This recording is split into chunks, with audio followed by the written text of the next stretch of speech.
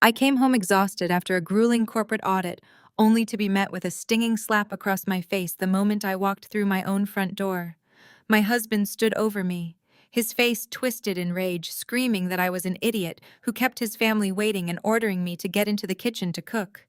What he did not know was that my wrist had just buzzed with a bank alert that would soon send him and his entire parasitic family straight to federal prison. I am Naomi, 34 years old, and I work as a forensic accountant.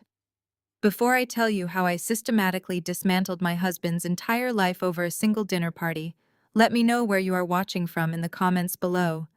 Hit like and subscribe if you have ever used a toxic person's arrogance to completely destroy them. It was exactly 8 o'clock on a Tuesday evening when I finally pulled into the driveway of my suburban home.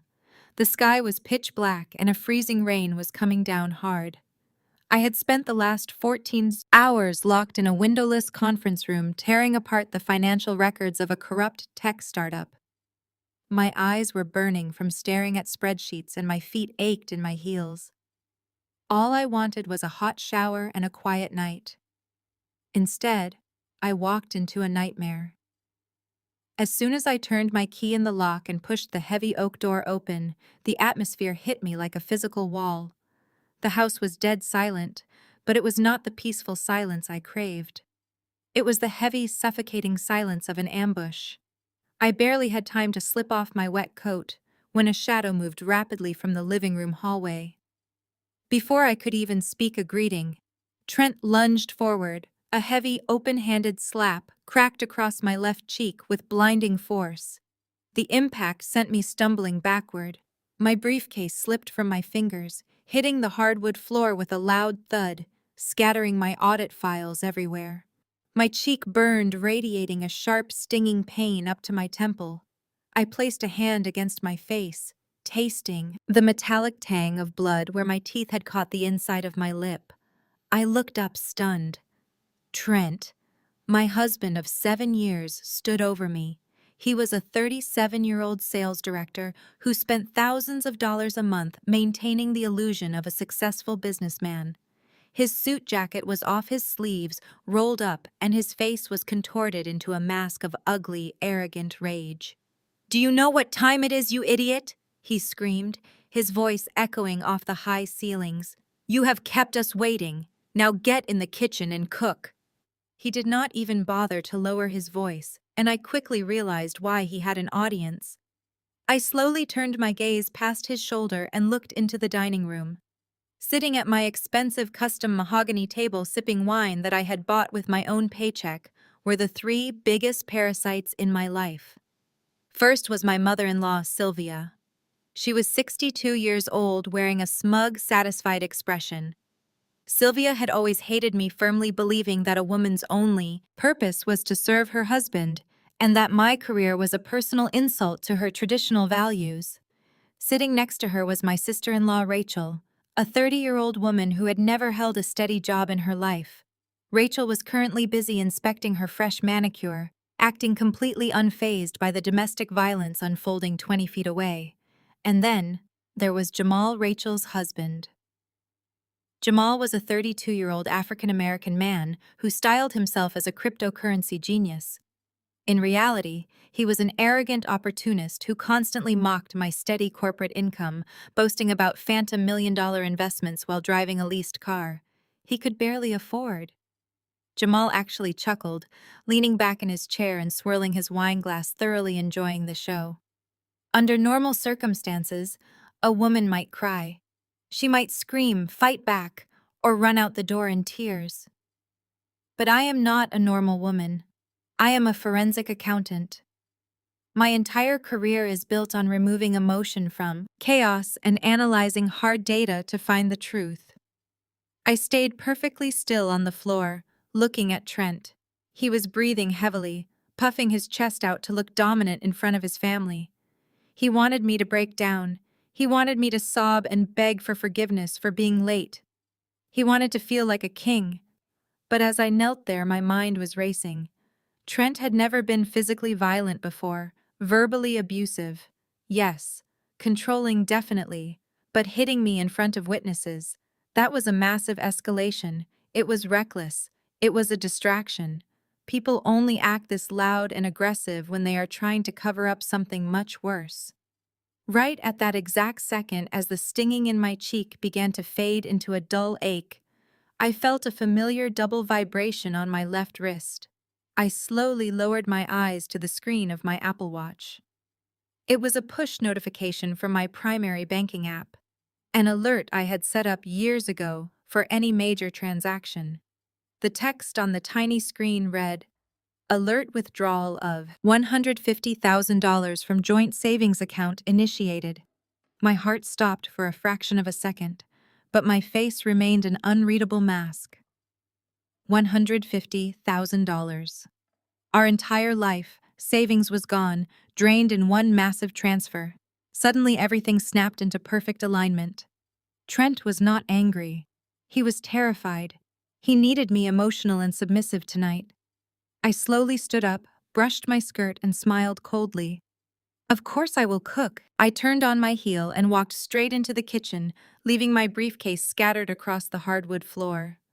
My left cheek was throbbing, a hot red reminder of the physical assault, but my mind was completely detached from the pain. The adrenaline coursing through my veins had nothing to do with fear and everything to do with the $150,000 that had just vanished into thin air. I pulled 4 thick ribeye steaks from the refrigerator and threw them onto the cutting board. I moved with mechanical precision, seasoning the meat, heating the cast iron skillet, and melting the butter. As the steak sizzled loudly, masking the sound of my ragged breathing, I began to compartmentalize the situation. Trent was not a mastermind. He was a creature of ego and impulse. If he had just stolen our life savings, he needed to project dominance to convince himself he was still in control. The physical violence was a desperate smokescreen to keep me intimidated and unquestioning. He brought his family here to reinforce his power. I flipped the steaks, watching the meat sear. They wanted a subservient housewife tonight, and I was going to give them an award-winning performance. I plated the food with steady hands, slicing the steaks perfectly and arranging the roasted vegetables like a professional chef.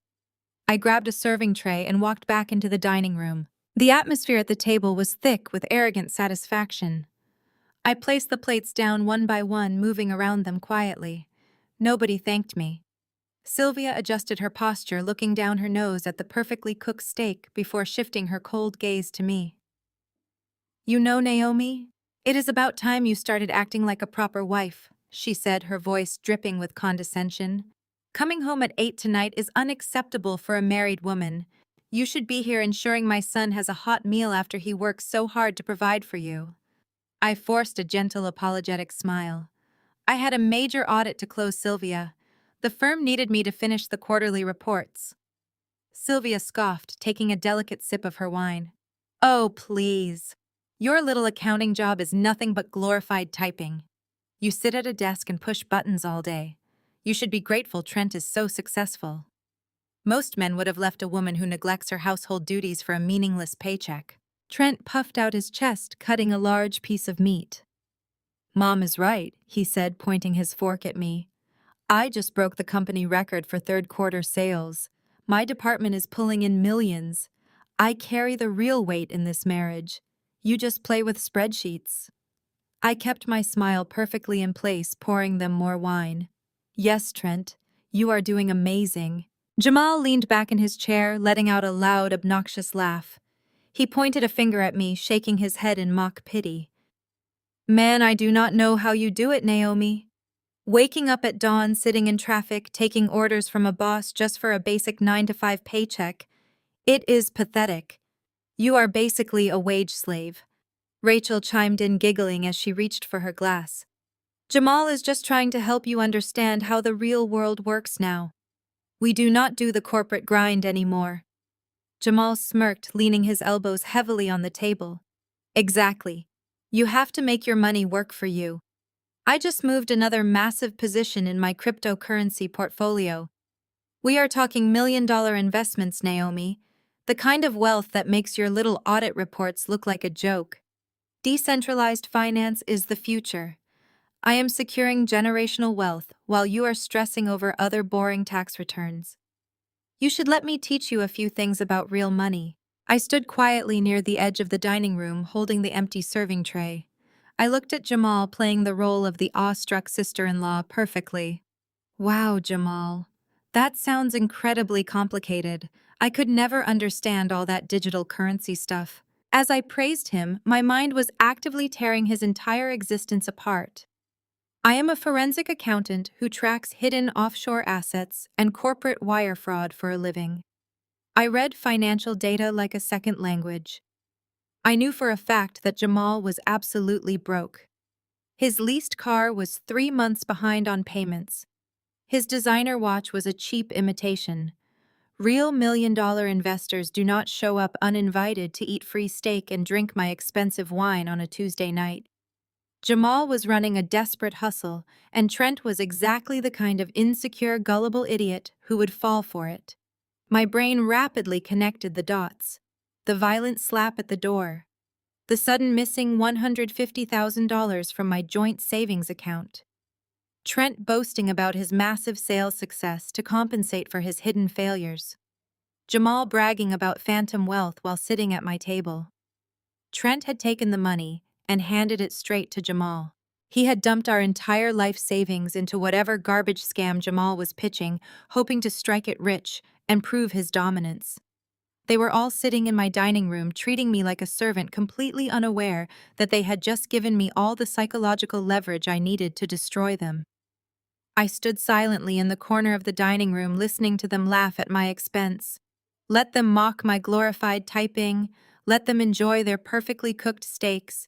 They thought they had broken my spirit tonight, but my spirit was perfectly intact, and I was already planning their absolute ruin.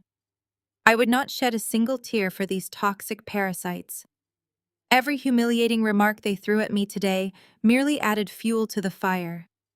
My revenge was going to be completely merciless. The morning light crept through the bedroom blinds, painting harsh shadows across the walls. I had barely slept, lying perfectly still next to Trent as his heavy breathing filled the room. Every muscle in my body was coiled tight with focused energy. When the alarm finally blared at 6, I slipped out of bed and headed straight for the kitchen to brew coffee. I needed to maintain the illusion of the broken, obedient wife. The smell of dark roast was just filling the air when Trent walked in, tying his silk necktie. He did not look at me with regret or apology. Instead, his chest was puffed out, his chin held high. He walked over to the kitchen island and slammed his hand down flat against the marble countertop, making my coffee mug rattle. "We need to get a few things straight," he said, his voice dripping with authority. "Things are changing around here, Naomi." I took a slow sip of my coffee, keeping my eyes lowered, playing the part perfectly. "What kind of changes, Trent?" He paced across the kitchen, running a hand over the expensive cabinets. "My mother is officially moving in with us this weekend. She is getting older and she needs proper care. She cannot be left alone in her apartment anymore." I placed my mug down carefully, making sure my hand trembled just a fraction to sell the act. "But Trent, where will she stay? We do not have the setup for her to live here full-time." Trent sneered, leaning close to my face. "The guest room, obviously. But that is not the real change, Naomi. The real change is you. You are going to quit your little accounting job. You are going to stay home, take care of the house, and serve my mother. You are going to become a full-time housewife." The sheer audacity of his demand hung in the air. He had drained our life savings the night before, and now he was trying to strip away my only source of income and independence. He wanted to trap me completely. I looked up at him, widening my eyes to feign panic. "Trent, I cannot just quit my job. We need my income to help with the bills. My career is important to me. You cannot ask me to throw it all away." He laughed, a sharp, cruel sound that echoed in the quiet kitchen. "Your income is a joke, Naomi. I am a director making real money. I provide everything for this family. You just play on your computer. I am the man of this house, and I am giving you an order. You will resign today." I let my breathing hitch, backing away slightly against the counter. "Please, Trent, do not do this. I love my work. Trent took another step forward, trapping me against the granite surface. He pointed a thick finger right between my eyes. Listen to me very carefully, he hissed. I pay the mortgage. I own this house. If you do not listen, I will divorce you and throw you out on the street with nothing. You will be completely destitute, Naomi. Do you understand me? You will have absolutely nothing. I stared at him, letting a single tear slip down my cheek. The irony was almost too delicious to bear. He actually believed he owned the roof over our heads. He had no idea that Atlas Holdings, the corporate entity that held the deed to this property, was solely owned by me. He had been paying me rent for 7 years, thinking it was his mortgage payment. But I buried that truth deep inside my mind, letting none of it show on my face. I bowed my head, staring at his polished leather shoes. Okay, Trent, I whispered, my voice deliberately fragile. I understand. I will write my resignation letter this morning. Trent grinned, a sickeningly triumphant smirk spreading across his face. He reached out and patted my cheek, the exact same cheek he had slapped the night before. Good girl, he murmured. See how much easier things are when you just respect your husband. I will be home late tonight. Make sure my mother has her room prepared before I get back. He grabbed his briefcase and strutted out the front door, walking with the swagger of a king who had just conquered his kingdom. The heavy oak door clicked shut behind him.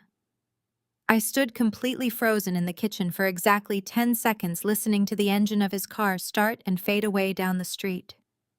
The moment the sound disappeared, my fragile demeanor vanished completely.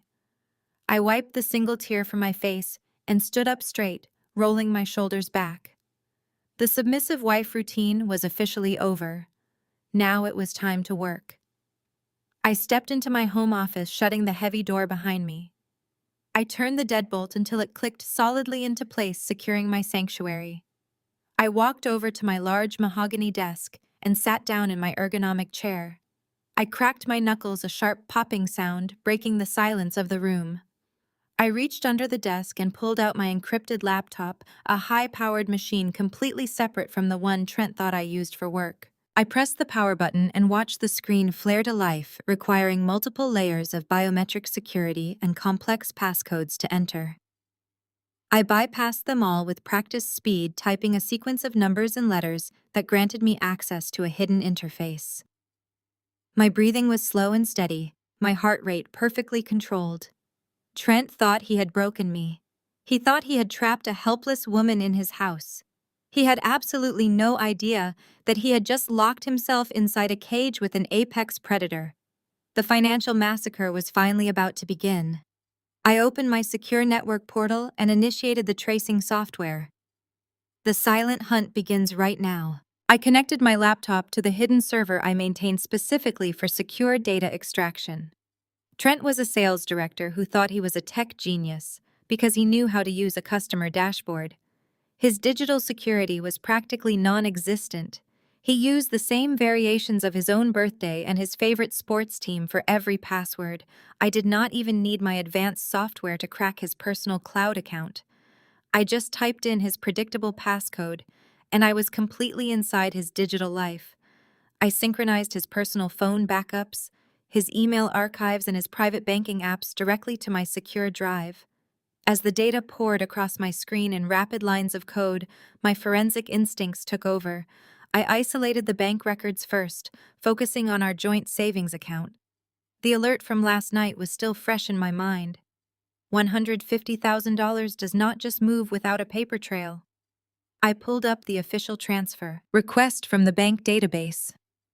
There it was, staring back at me in high definition. A formal authorization to empty the entire account. I zoomed in on the bottom of the digital document. My signature was there, but it was wrong. Trent had tried to trace it from an old tax return. The loops were too stiff, and the pressure points were completely unnatural. He had actually sat at our kitchen table, forged my name on a legal financial document, and submitted it to the bank to drain every single penny we had saved over 7 years. The sheer arrogance of his crime was staggering. He committed felony wire fraud and thought a slap across my face would keep me too scared to check my bank balance. He truly believed I was just a glorified typist. I pushed the forged document into a secure evidence folder and continued down the digital blood trail. I needed to know exactly where that massive sum of money had gone. Trent was not a saver, and he certainly did not have the discipline for traditional investing. I tracked the routing numbers from the withdrawal. The funds had bounced from our joint savings into his private checking account. From there, the money sat for exactly 12 minutes before being wired to a third-party digital exchange platform. He had converted all of our fiat currency into cryptocurrency. I cracked my knuckles again, bringing up my blockchain analysis tools. Tracing crypto is often considered impossible by the general public. People think it is anonymous and untraceable. But to a forensic accountant with federal-grade software, the blockchain is just an open ledger waiting to be read. Every transaction leaves a permanent, unalterable footprint. I locked onto the transaction hash and watched the digital coins move through cyberspace. Trent had transferred the entire sum into a single digital wallet. I ran the wallet address through my cross-referencing database, pulling registry details. The results popped up on my screen, and I actually let out a cold laugh. The wallet did not belong to a sophisticated offshore investment firm. It belonged to Jamal.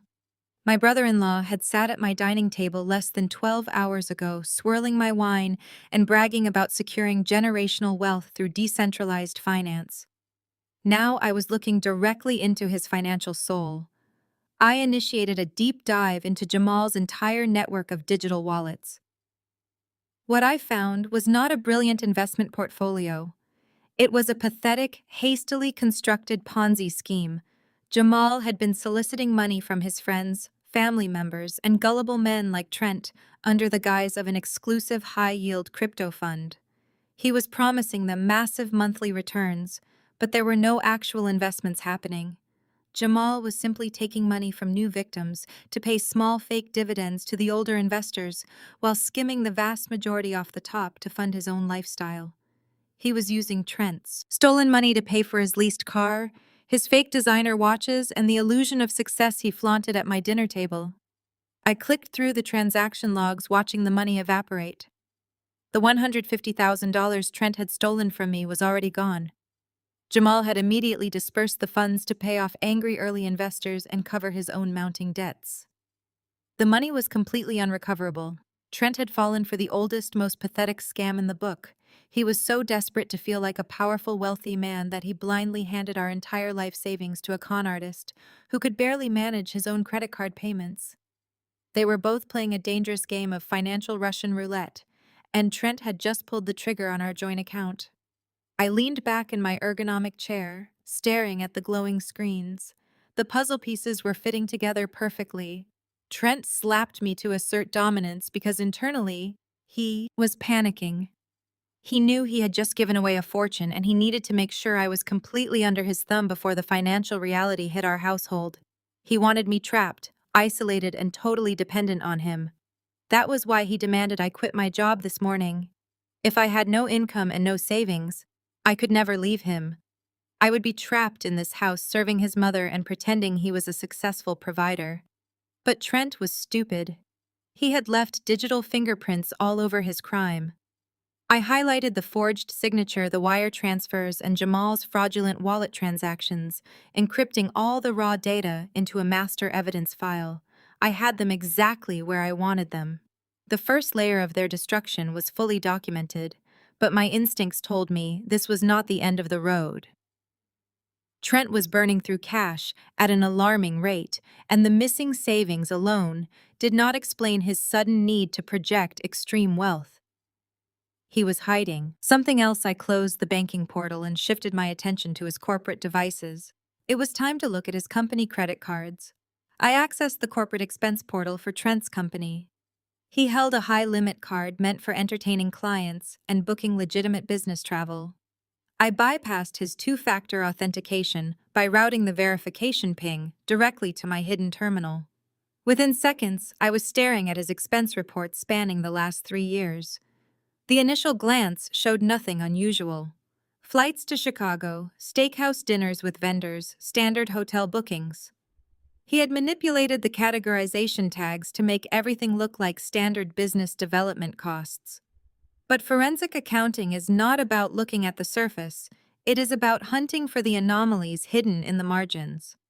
I applied a custom filtering algorithm to highlight repetitive non-compliant vendor codes and recurring unapproved merchant categories. The screen flashed red as the algorithm tore through his fabricated reports.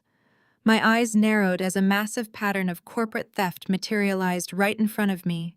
Trent was not just expensing a few extra drinks, he was running a highly sophisticated embezzlement operation. He had set up dummy vendor accounts, masquerading as consulting firms, to siphon company funds directly into a secondary, untraceable corporate account he controlled. My fingers flew across the keyboard, tracing the money flow out of the dummy accounts. The scale of his theft was staggering. He had stolen $850,000 from his employers over the past 18 months, committing federal wire fraud on a massive scale. I tracked the outgoing expenditures from his secret account. The money was not being invested or saved. It was bleeding out in massive luxury purchases.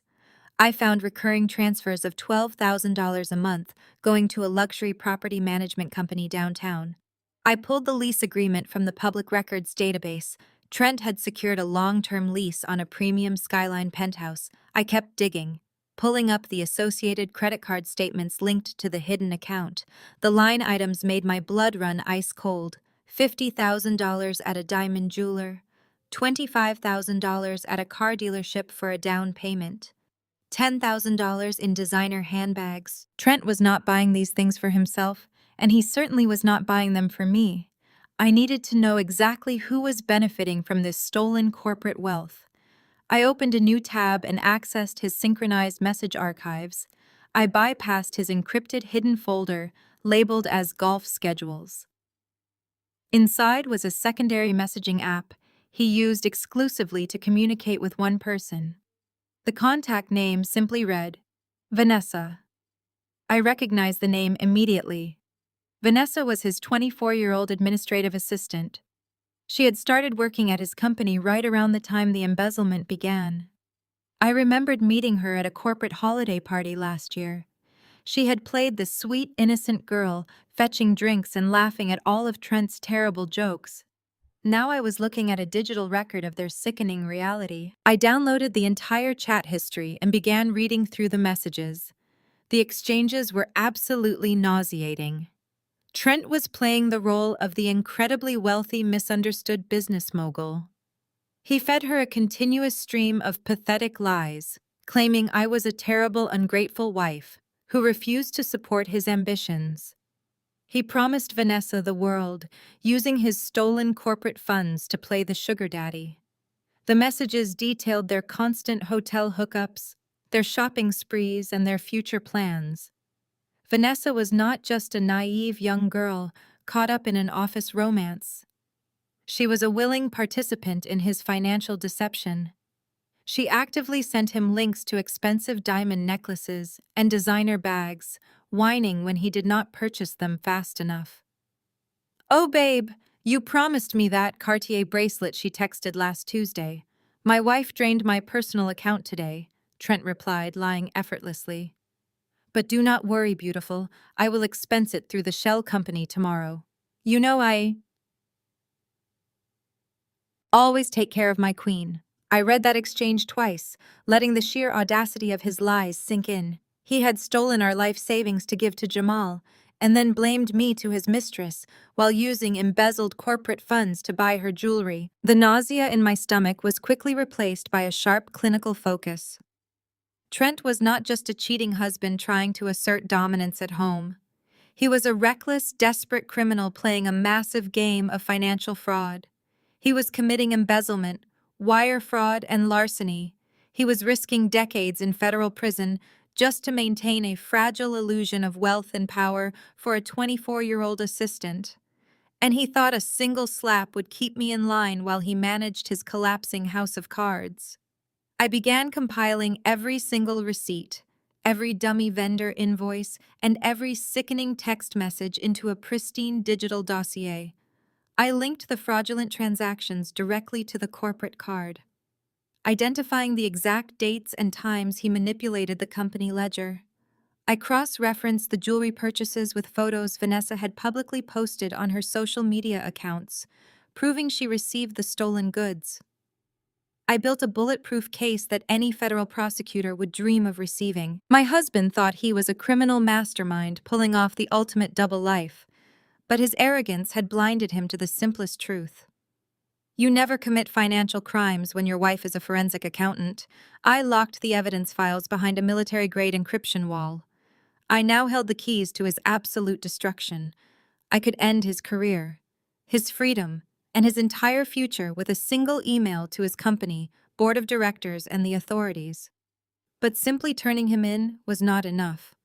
I wanted him to feel the exact same terror and humiliation he had tried to inflict on me. I wanted to watch his arrogant smile shatter into a million pieces in front of everyone he cared about.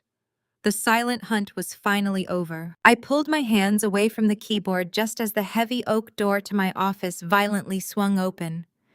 The heavy brass doorknob slammed against the drywall, leaving a deep, visible dent. Sylvia stood in the doorway holding a massive black garbage bag. Her face was twisted into a scowl of absolute disgust.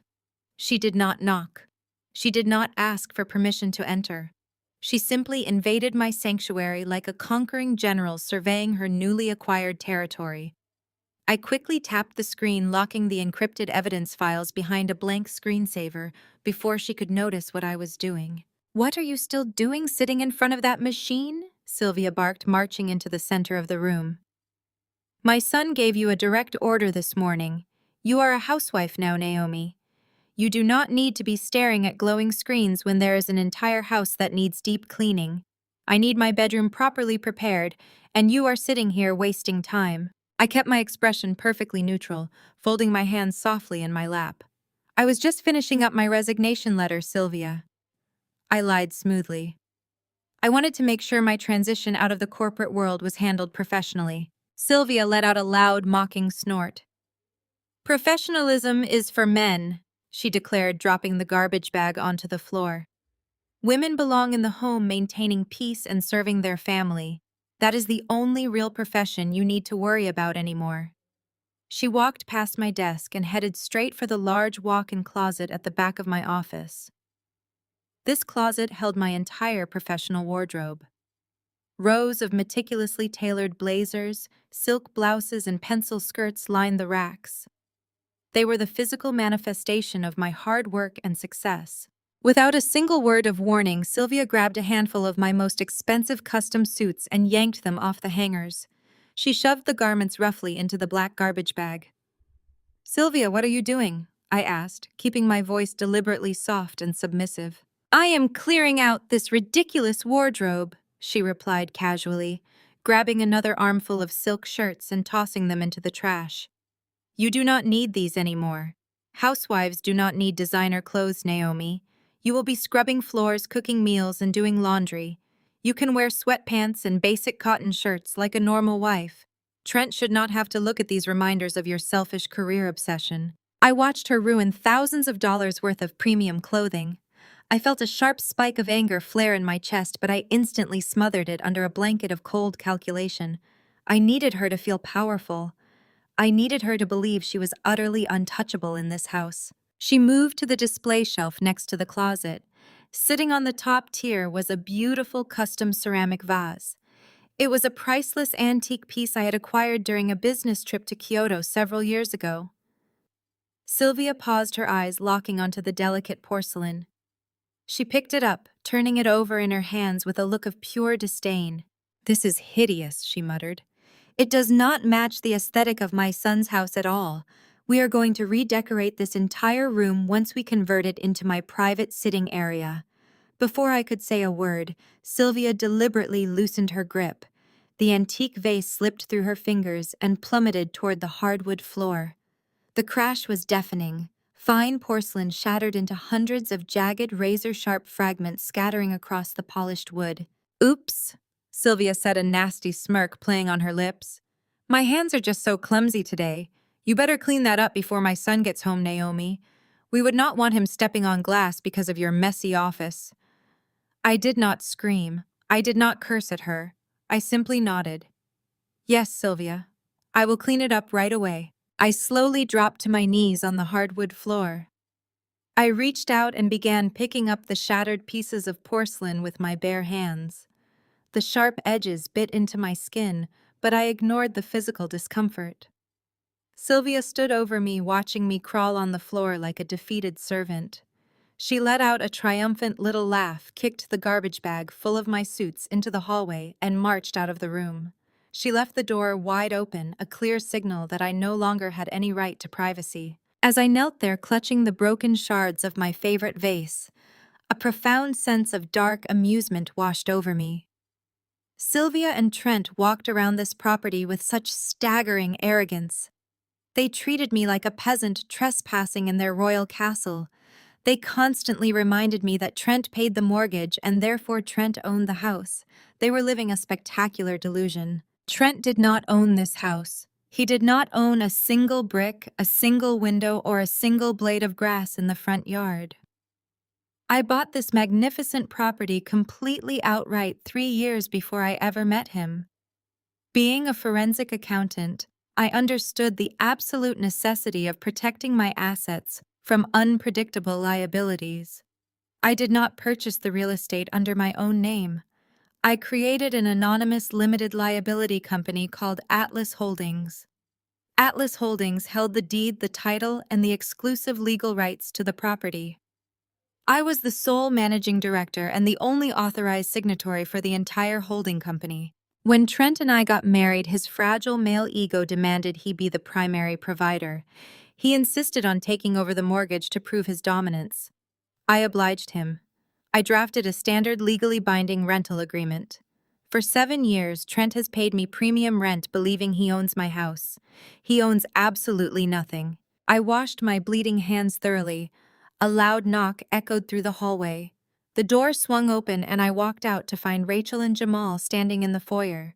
Jamal looked entirely different from the smug millionaire who swirled my wine last night.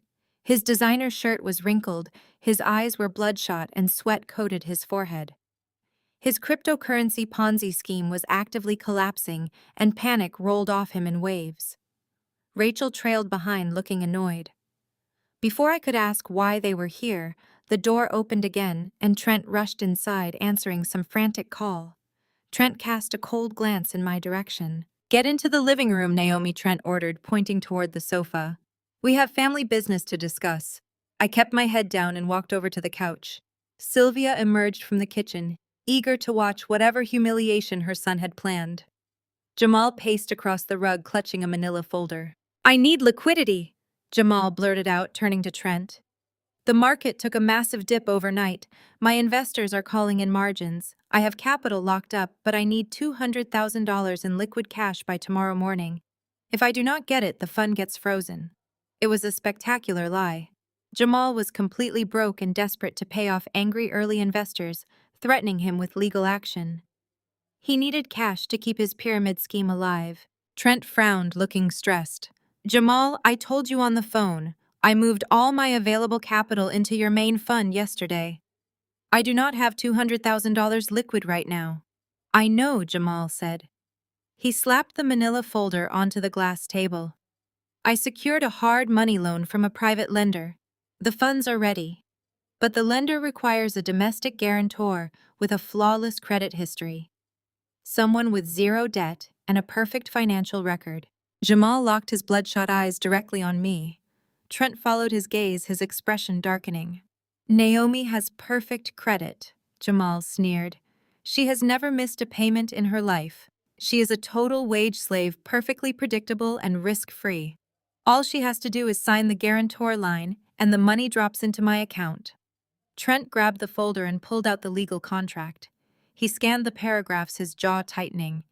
He walked over and shoved the paperwork against my chest. "Sign it," Trent commanded. I looked up, letting my eyes widen in sheer panic. "Trent, no. I cannot sign a loan for $200,000. If something goes wrong, I will be held personally responsible. It will ruin my entire life." "Nothing is going to go wrong," Jamal snapped, laughing mockingly. "It is a bridge loan, idiot.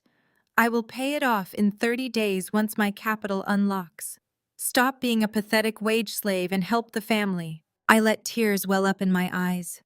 "Please, Trent. I just lost my job because you forced me to resign. I have no income anymore. I cannot be legally bound to a massive debt like this.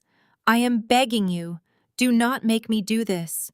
Sylvia scoffed loudly from the doorway. "Listen to her whining. This is exactly why women like her are useless in a crisis.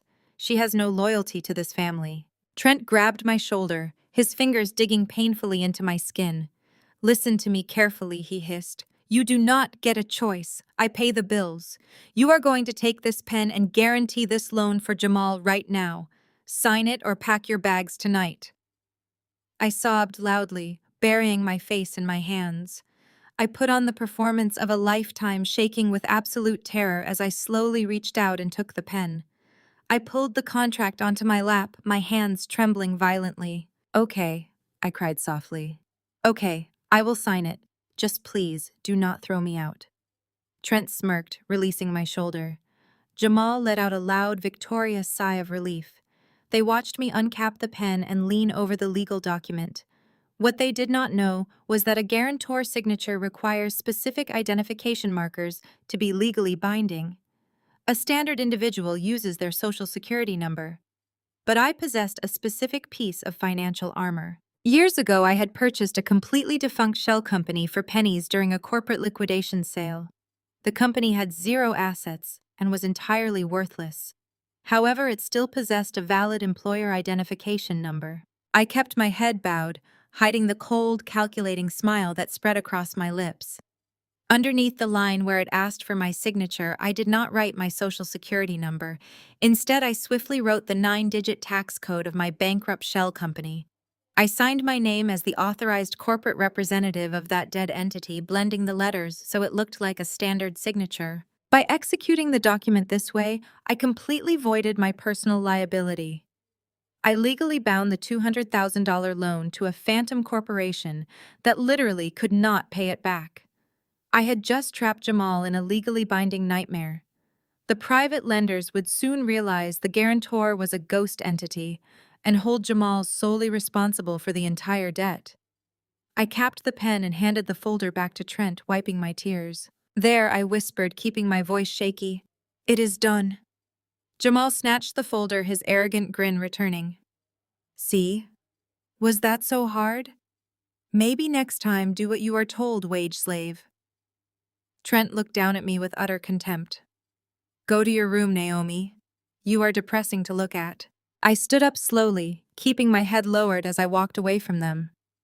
They celebrated behind my back, believing they had forced me to underwrite their salvation. They were completely oblivious to the fact that I had just signed their absolute financial death warrant. The trap was set, and the jaws were snapping shut. I retreated to my bedroom, closing the door quietly behind me. The sound of Jamal and Trent celebrating their supposed financial victory echoed down the hallway. They poured expensive bourbon and toasted to their brilliant future. Jamal was loudly bragging about his new investments, completely oblivious to the legal disaster waiting for him. Rachel was laughing, talking about luxury vacations they could finally afford. I walked over to my private safe, hidden behind the heavy oak dresser, and locked the encrypted flash drive containing the evidence of Trent's embezzlement inside. My breathing was perfectly even. The adrenaline had faded, leaving behind a cold, sharp focus. The following evening, Trent came home acting as if the physical assault and the forced signature had never happened. He carried himself with a terrifying level of self-importance. He marched into the kitchen where I was quietly preparing a simple salad. He threw his briefcase onto the counter and adjusted his expensive silk tie. "Listen closely, Naomi," he commanded, his voice booming through the kitchen. "I have massive news. The regional vice president is stepping down at the end of the quarter. The board of directors has essentially guaranteed that I am taking his place. I am stepping up into the executive suite. I kept chopping vegetables, making sure to keep my eyes wide and attentive. That is incredible news, Trent. You have worked so hard for this." He scoffed at my compliment as if it were an insult. Of course I have worked hard. I carry this entire company on my back, and to solidify my new position, I am hosting a high-profile dinner party right here at the house this coming Saturday. I have invited the chief executive officer, the entire executive board, and all the key regional managers. My mind immediately began to process the logistics. Saturday was only 4 days away. But then Trent dropped the detail that truly highlighted his staggering arrogance. I also invited my assistant Vanessa, he said casually, pouring himself a glass of sparkling water. She has been instrumental in managing my client portfolios lately. She is practically executive material herself. She deserves to be there to celebrate my success. The sheer brazenness of his statement was almost breathtaking. He was bringing his 24-year-old mistress, who was currently dripping in diamonds, bought with stolen corporate funds, directly into my home. He was going to parade her in front of his bosses and his own wife, under the guise of professional courtesy. He wanted to establish his absolute superiority. He expected me to serve the woman who was secretly sleeping with him in the luxury penthouse he rented using corporate money. He was testing my obedience, pushing the boundaries of his perceived dominance to the absolute limit. He wanted to see if I would finally break under the immense pressure of his endless demands. I set the knife down and wiped my hands on a towel. That sounds like a very important evening, Trent. Should I contact a professional catering company tomorrow morning to arrange the menu? We want everything to be perfect for the chief executive officer. Trent slammed his glass onto the marble counter, causing water to splash over the rim. Absolutely not, he snapped. Are you completely deaf, Naomi? I told you yesterday that you are a full-time housewife now. You are going to cook the entire meal from scratch. You are going to prepare a 5-course dinner for 20 executives by yourself. Sylvia wandered into the kitchen, drawn by the sound of her son's raised voice. She crossed her arms and glared at me. My son is about to become a vice president, she sneered. You need to prove your worth to this family, Naomi. A woman should be proud to serve a man of his incredible stature. If you cannot even cook a decent meal for his colleagues, what good are you? A proper corporate wife handles these events flawlessly without asking silly questions about caterers. You better not embarrass him, or you will regret it deeply. Trent nodded, pointing a finger at my chest. My mother is exactly right. You are going to buy the best ingredients, plate everything like a professional, and serve my guests without complaining. If the chief executive officer asks, you will tell him how much you love staying home to support my career. You will smile, and you will serve Vanessa her drinks with respect. Do you understand me? If you humiliate me on Saturday, I will make sure you walk away from this marriage with nothing but the clothes on your back. He was practically vibrating with toxic power. He believed he had orchestrated the perfect scenario. He had his stolen money, his submissive wife, his doting mother, his foolish brother-in-law, and his young mistress all perfectly aligned for his grand coronation. He was blind to the guillotine blade hanging directly over his neck. I looked at Trent, and then at Sylvia. I let a soft, submissive smile spread across my face. My voice was gentle and completely devoid of the icy rage burning inside my chest. I understand completely, Trent, I said, keeping my tone perfectly sweet. I will plan a spectacular menu. I will make sure every single guest is taken care of. I promise you I will make sure it is a night nobody will ever forget. Trent smirked, adjusting his collar one last time. Good. See that you do. He walked out of the kitchen with Sylvia trailing closely behind him, praising his leadership skills. I turned back to my cutting board, picking up the sharp steel knife. The countdown to destruction had officially begun. I had exactly 96 hours to finalize the trap. Trent wanted a spectacular dinner party. He wanted to show off his wealth, his power, and his total control over his world. I was going to give him exactly what he asked for. The trap was completely set. The following morning, I left the house shortly after sunrise, carrying a large canvas tote bag. I told Sylvia I was heading out early to secure premium cuts of meat and rare ingredients from the specialty markets downtown for the dinner party. She merely grunted from the sofa, waving me away, while flipping through a catalog. Trent was still asleep upstairs, recovering from his own arrogance. I drove straight into the financial district, parking my car in a secure underground garage. beneath a sleek glass skyscraper. I took the private elevator up to the 40th floor. My destination was not a butcher shop or a bakery. I walked into the heavily soundproofed conference room of Victor Cole. Victor was the most ruthless divorce attorney in the city, known for dismantling wealthy, arrogant men with surgical precision. Sitting next to Victor was Special Agent David Mitchell, a seasoned veteran of the Federal Bureau of Investigation, specializing in white-collar crime. David and I had collaborated on several massive corporate audits over the past 5 years. He knew my work was always flawless. I had called them both late last night, using a secure encrypted line, knowing time was running out rapidly. The stakes were incredibly high, and any minor miscalculation could give my husband a chance to escape. I needed absolute perfection from both the legal and federal angles before Saturday arrived. I took a seat at the long glass table and pulled a highly encrypted solid-state drive from my canvas tote bag. I slid the small metal rectangle across the polished surface toward David. The drive stopped exactly in front of his hands. I looked him dead in the eye, keeping my voice strictly professional. Everything you need is on that drive. David, I have compiled a complete forensic breakdown of a massive corporate embezzlement scheme.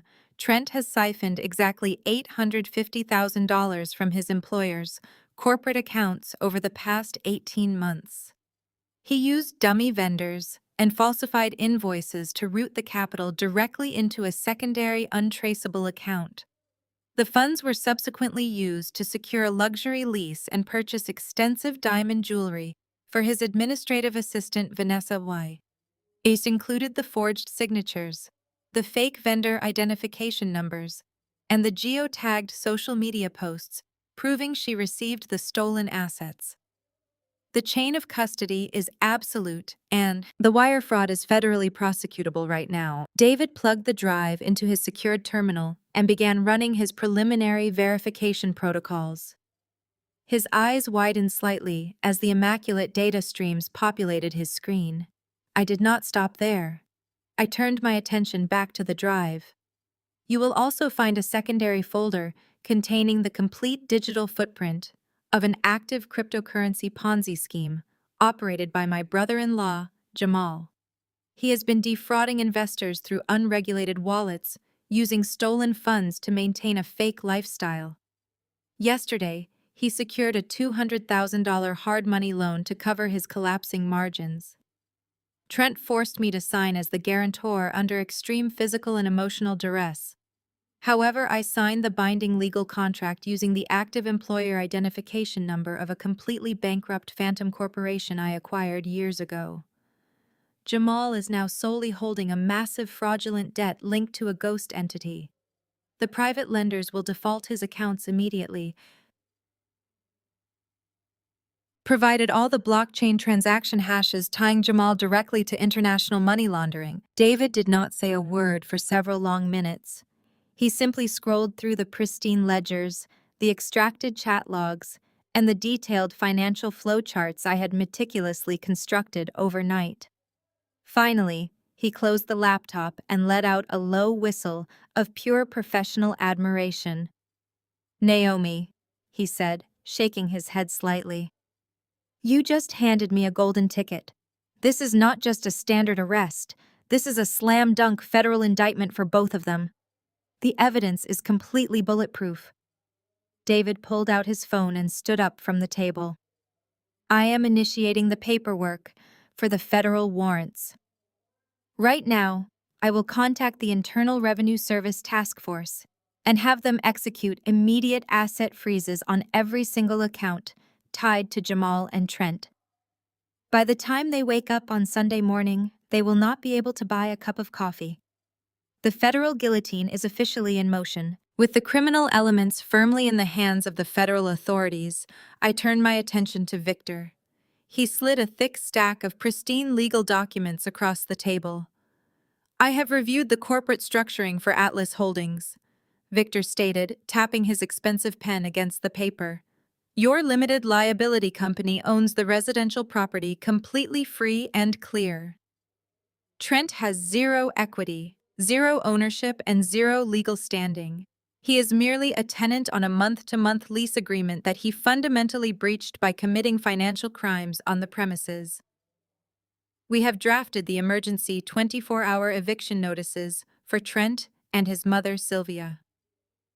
The moment you serve these papers, they are legally required to vacate the premises immediately or face criminal trespassing charges. Furthermore, the divorce petitions are finalized.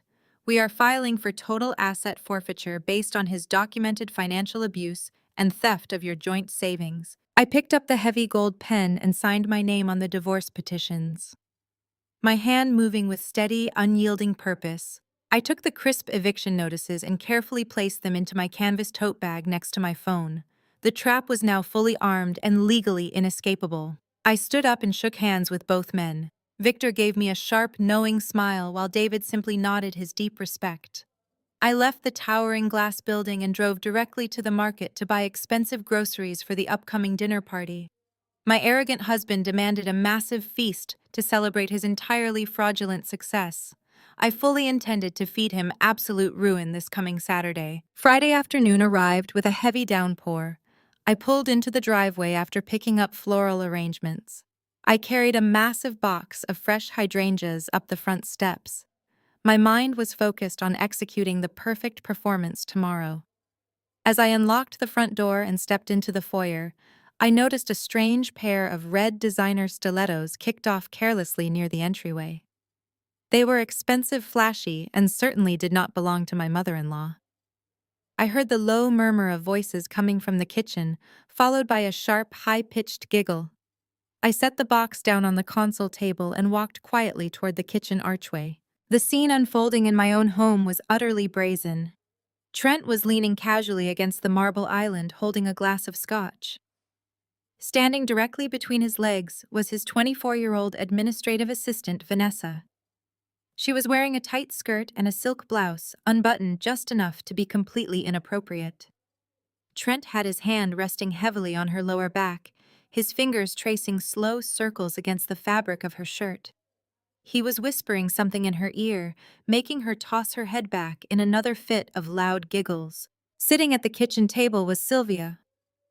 My mother-in-law was not scolding her son for openly touching another woman in his marital home. Instead, she was smiling warmly at Vanessa, nodding in absolute approval.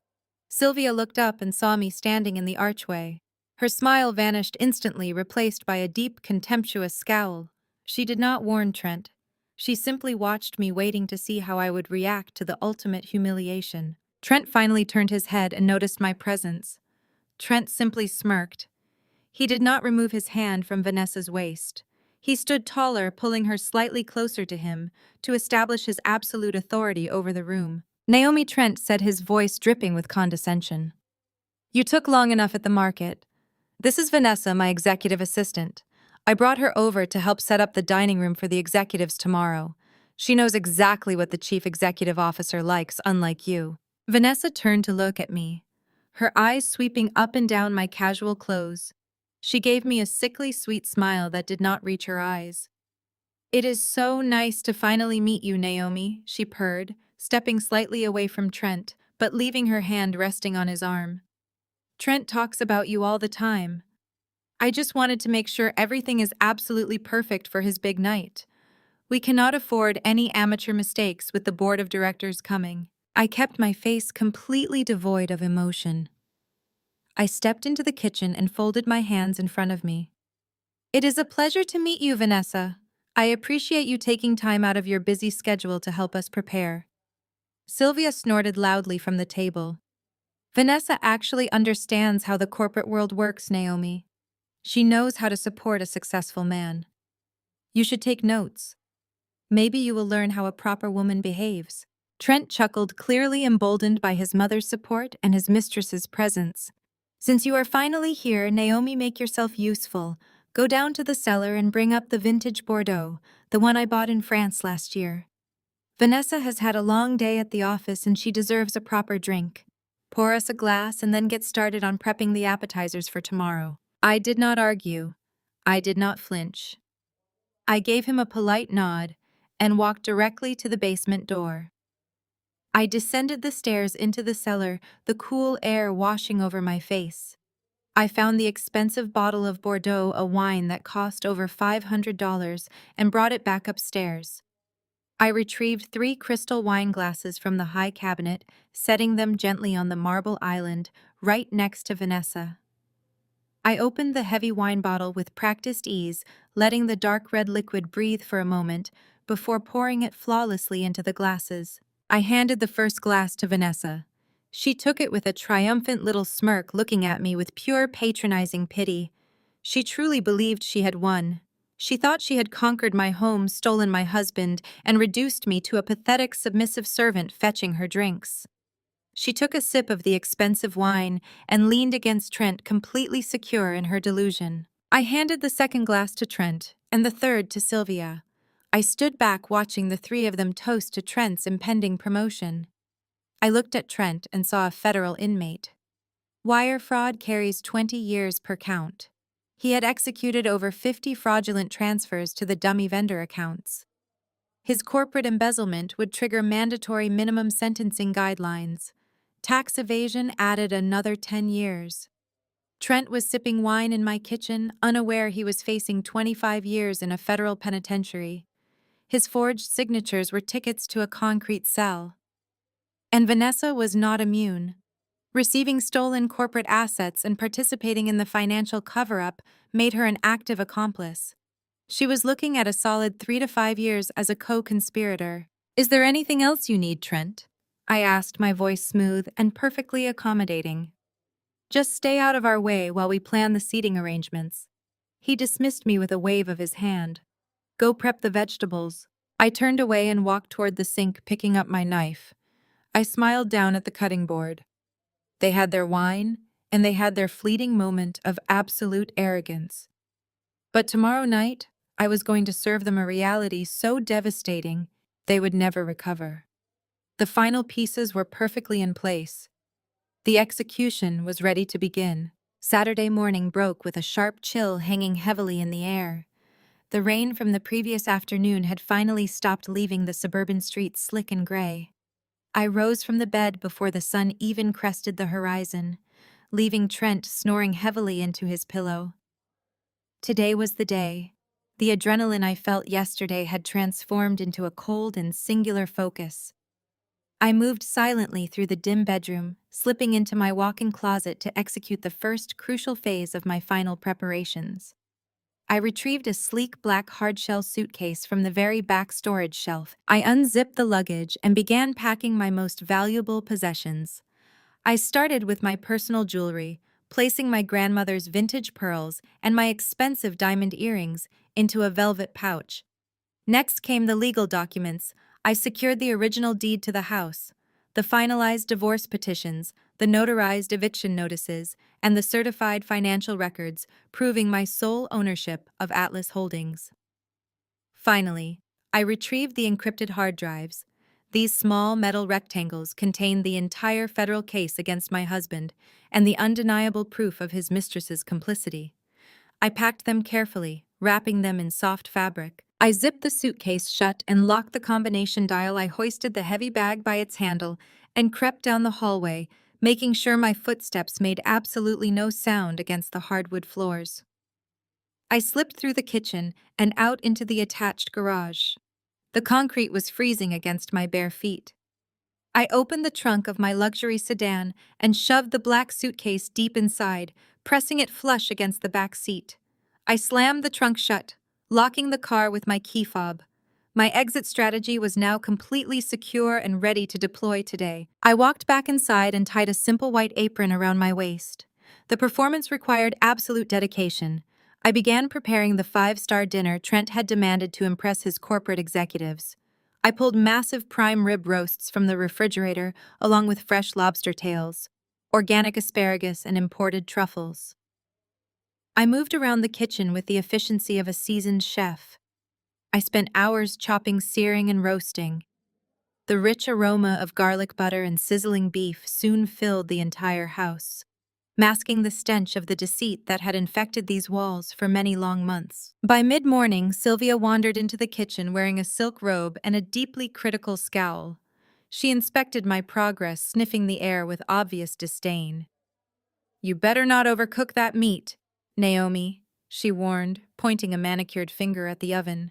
"Trent's chief executive officer expects perfection. If you ruin this dinner, you will answer to me directly." I kept my eyes focused on the cutting board, slicing potatoes with rhythmic precision. "I will make sure everything is cooked flawlessly, Sylvia," I promised, my voice meek and perfectly submissive. She grunted in response and turned to leave immediately. Trent came downstairs an hour later, barking orders before he even entered the room. "Naomi, make sure the crystal glasses are spotless," he yelled, pouring himself a fresh cup of coffee. "I want the expensive silver polished and the napkins folded perfectly. Vanessa is coming early to review the seating chart, so stay out of her way when she gets here." I simply nodded, wiping my hands on my apron. "I will ensure the dining room is immaculate." "Trent," he sneered and walked away to shower, confident that he had completely shattered my spirit. He was profoundly, incredibly mistaken now. As the afternoon approached, I transitioned from the kitchen to the formal dining room. The massive mahogany table seated 12 people comfortably. I laid down a crisp white linen tablecloth, smoothing out every wrinkle. I arranged the expensive silver cutlery, the polished crystal wine glasses, and the fine bone china plates. Every detail was executed with absolute stunning perfection. I wanted Trent's executives to walk into this room and see the illusion of a flawless, successful marriage. The contrast between the elegant setting and the brutal financial execution that was about to occur would make the final moment incredibly poetic. I picked up the handwritten seating chart Vanessa had sent over. She had positioned herself right next to Trent at the head of the table, a brazen display of her perceived dominance. Sylvia was seated to his left. Jamal and Rachel were placed near the center, ensuring they could boast about their fake wealth to the corporate board members. I was seated at the very far end near the kitchen door, a clear visual representation of my status as the household servant. I memorized the exact seating arrangement perfectly. Now it was time to deliver the true main course tonight. I walked back into my locked home office and retrieved 5 thick manila envelopes from my desk drawer. They were sealed tightly with heavy adhesive. I carried the envelopes into the dining room, my heart beating with steady, rhythmic calm. I approached Trent's chair at the head of the table.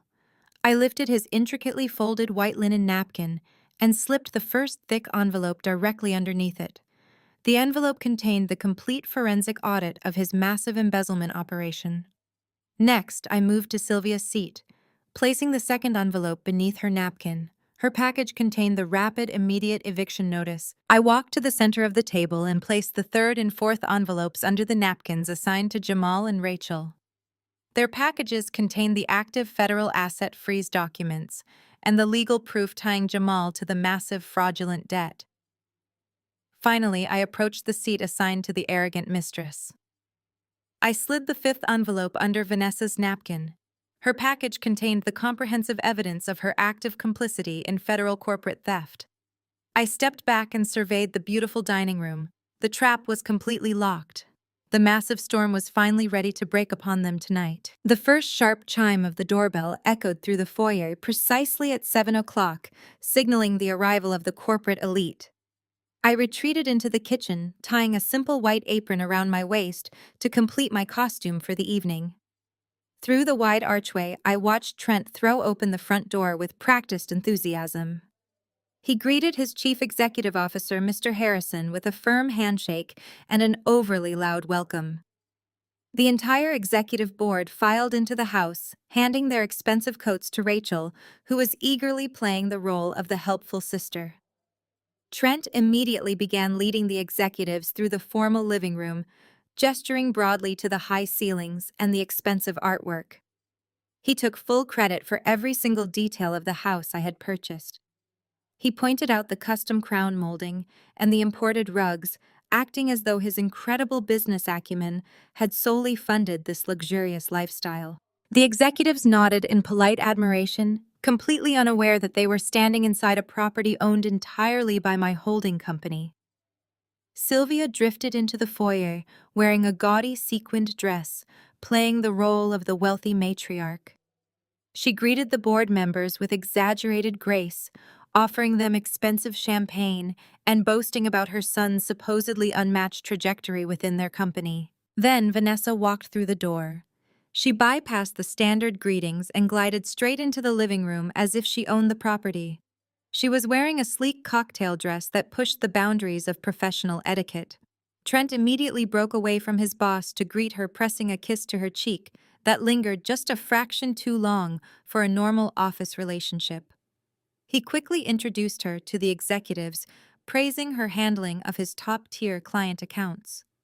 Vanessa smiled coyly, accepting their praise, while deliberately shooting a triumphant glance toward the kitchen where I was standing in my plain white apron. She truly believed she was the queen of this castle. As the guests mingled, drinking the vintage wine I had poured, Jamal saw his perfect opportunity to hunt.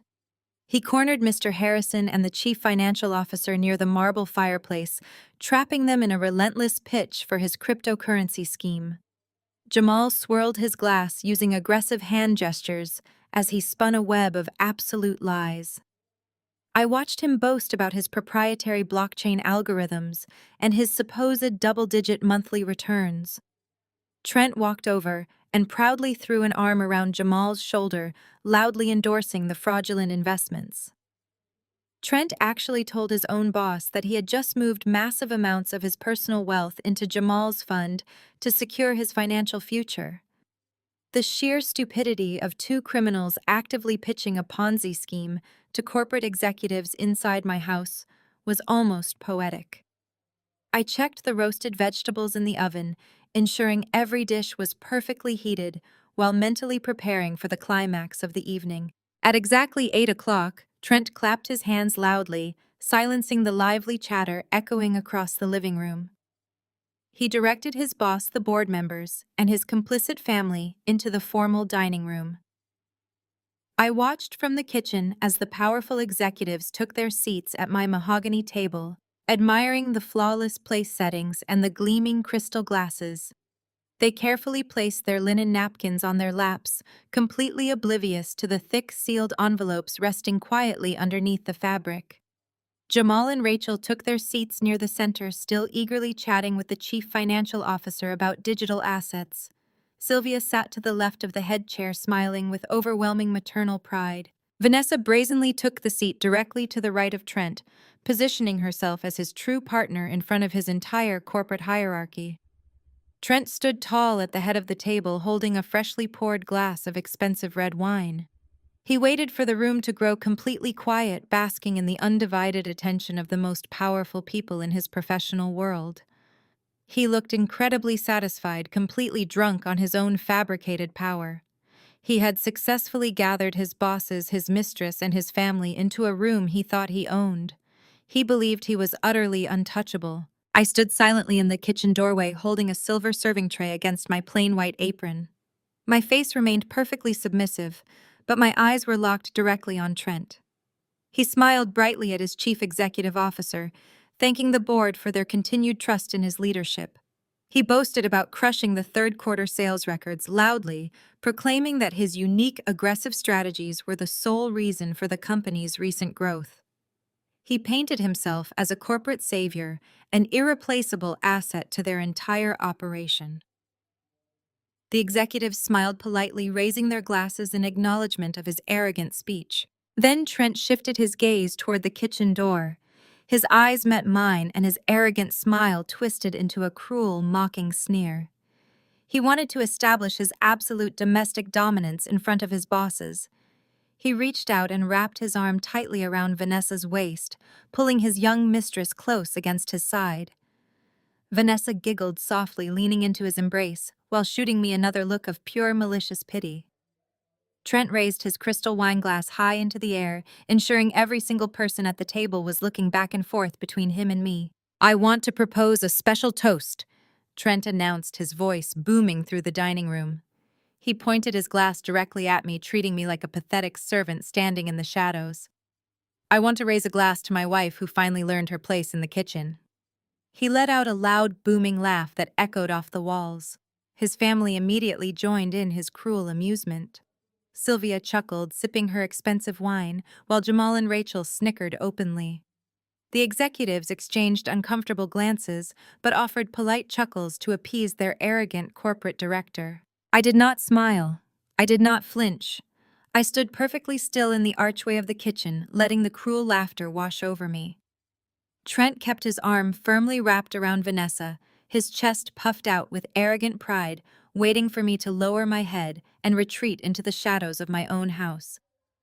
Instead, I reached behind my back and gripped the thin white strings of my apron. I pulled the knot loose with a swift, deliberate motion. I let the cheap cotton fabric slide down my hips and drop to the floor. It pooled around my ankles like a surrendered white flag. But I was not surrendering. I was executing. Underneath that plain kitchen apron, I was not wearing the modest domestic clothes Sylvia had demanded. I was wearing a sharp, custom-tailored midnight blue Tom Ford power suit. The cut was immaculate, wrapping around me like sleek corporate armor. I had paired it with a crisp white silk blouse and towering black stilettos. The sudden drastic shift in my appearance was like a physical shockwave hitting the dining room. The laughter died instantly. The polite chuckles from the executives caught in their throats. Sylvia gasped softly, her wine glass halting halfway to her mouth. Jamal and Rachel stopped their obnoxious whispering, staring at me in total bewilderment. Vanessa narrowed her eyes, her smirk faltering as she took in the undeniable authority radiating from my tailored silhouette. I stepped over the discarded apron and walked directly into the formal dining room. The sharp, rhythmic clicking of my stilettos against the polished hardwood floor sounded like the ticking of a bomb. I did not walk like a submissive housewife serving her master. I walked with the deadly, predatory grace of a forensic auditor stepping into a boardroom to dismantle a corrupt corporation. I bypassed the empty chair near the kitchen door and marched straight toward the head of the table. Trent stared at me, his arrogant grin melting into an ugly scowl of genuine confusion. He instinctively dropped his arm from Vanessa's waist, suddenly hyper-aware of the powerful executives watching this bizarre domestic shift. "Naomi," Trent hissed, keeping his voice low but completely laced with venom. "What do you think you are doing? Pick up that apron right now and serve the appetizers. You are embarrassing me in front of my board." I ignored him entirely. I stopped right next to his chair, turning my back to him slightly, and addressed the entire table with cold corporate authority. My voice was steady, resonant, and completely devoid of emotion. "Good evening, everyone," I announced, holding the gaze of the chief executive officer. "I hope you are enjoying the vintage Bordeaux. Before we begin the main course, I have prepared a very special appetizer. It is specifically meant for my family, but I believe the executive board will find it incredibly illuminating." I gestured gracefully toward the pristine table setting. "Please lift your linen napkins. You will find a sealed envelope resting underneath. I highly recommend you open it now." The tension in the room instantly thickened into something suffocating. The executives glanced at each other in uneasy silence. They were trained corporate sharks, and their instincts were screaming that something unprecedented was happening. Trent's face turned a dangerous shade of crimson. He slammed his palm against the mahogany table, making the silver cutlery rattle sharply. "Naomi, stop this right now," Trent commanded, his voice rising in volume. He tried to force a strained, artificial laugh for the sake of his bosses. "I apologize, gentlemen. My wife has a terrible sense of humor. Naomi, sit down and serve the food. We are not playing games tonight." He reached for my wrist, trying to physically pull me away from the table. I simply took a half step back, easily evading his grasp, and shot him a look so utterly devoid of warmth that he froze in his tracks. He had never seen me look at him like that before. He was looking at a stranger, a predator who had successfully backed him into a corner. Sylvia glared at me, her face pinched with maternal fury. "You are ruining my son's evening, you ungrateful girl!" She spat, keeping her voice hushed to avoid a public scene. She did not reach for her napkin. Jamal crossed his arms over his chest, rolling his eyes in annoyance. "Are you doing some kind of stupid magic trick, Naomi? Because we are hungry, and I do not have time for this." Rachel huffed in agreement, crossing her legs and looking away. Vanessa simply stared at me, her eyes darting nervously toward the envelope peeking out from under her white napkin. She could sense the danger, her survival instincts kicking in long before the others. Trent opened his mouth to shout another order, but a heavy, commanding voice cut through the chaos. "Hold on a moment, Trent." Mr. Harrison, the chief executive officer, leaned forward in his leather chair. He recognized a calculated power play when he saw one, and he was deeply intrigued by my absolute composure. He shifted his gaze from his panicking sales director directly to me, his eyes sharp and assessing. "An appetizer, you say?" Mr. Harrison asked, his voice calm but authoritative. "Yes, sir," I replied smoothly, meeting his gaze without a flinch. "A highly detailed one." Mr. Harrison reached out and lifted his folded linen napkin. He picked up the sealed manila envelope I had placed there. The entire table watched him in breathless anticipation. Trent opened his mouth to protest again, but a sharp warning glare from his boss instantly shut him up. The room grew so quiet that the sound of the thick paper tearing open echoed across the dining space like a gunshot.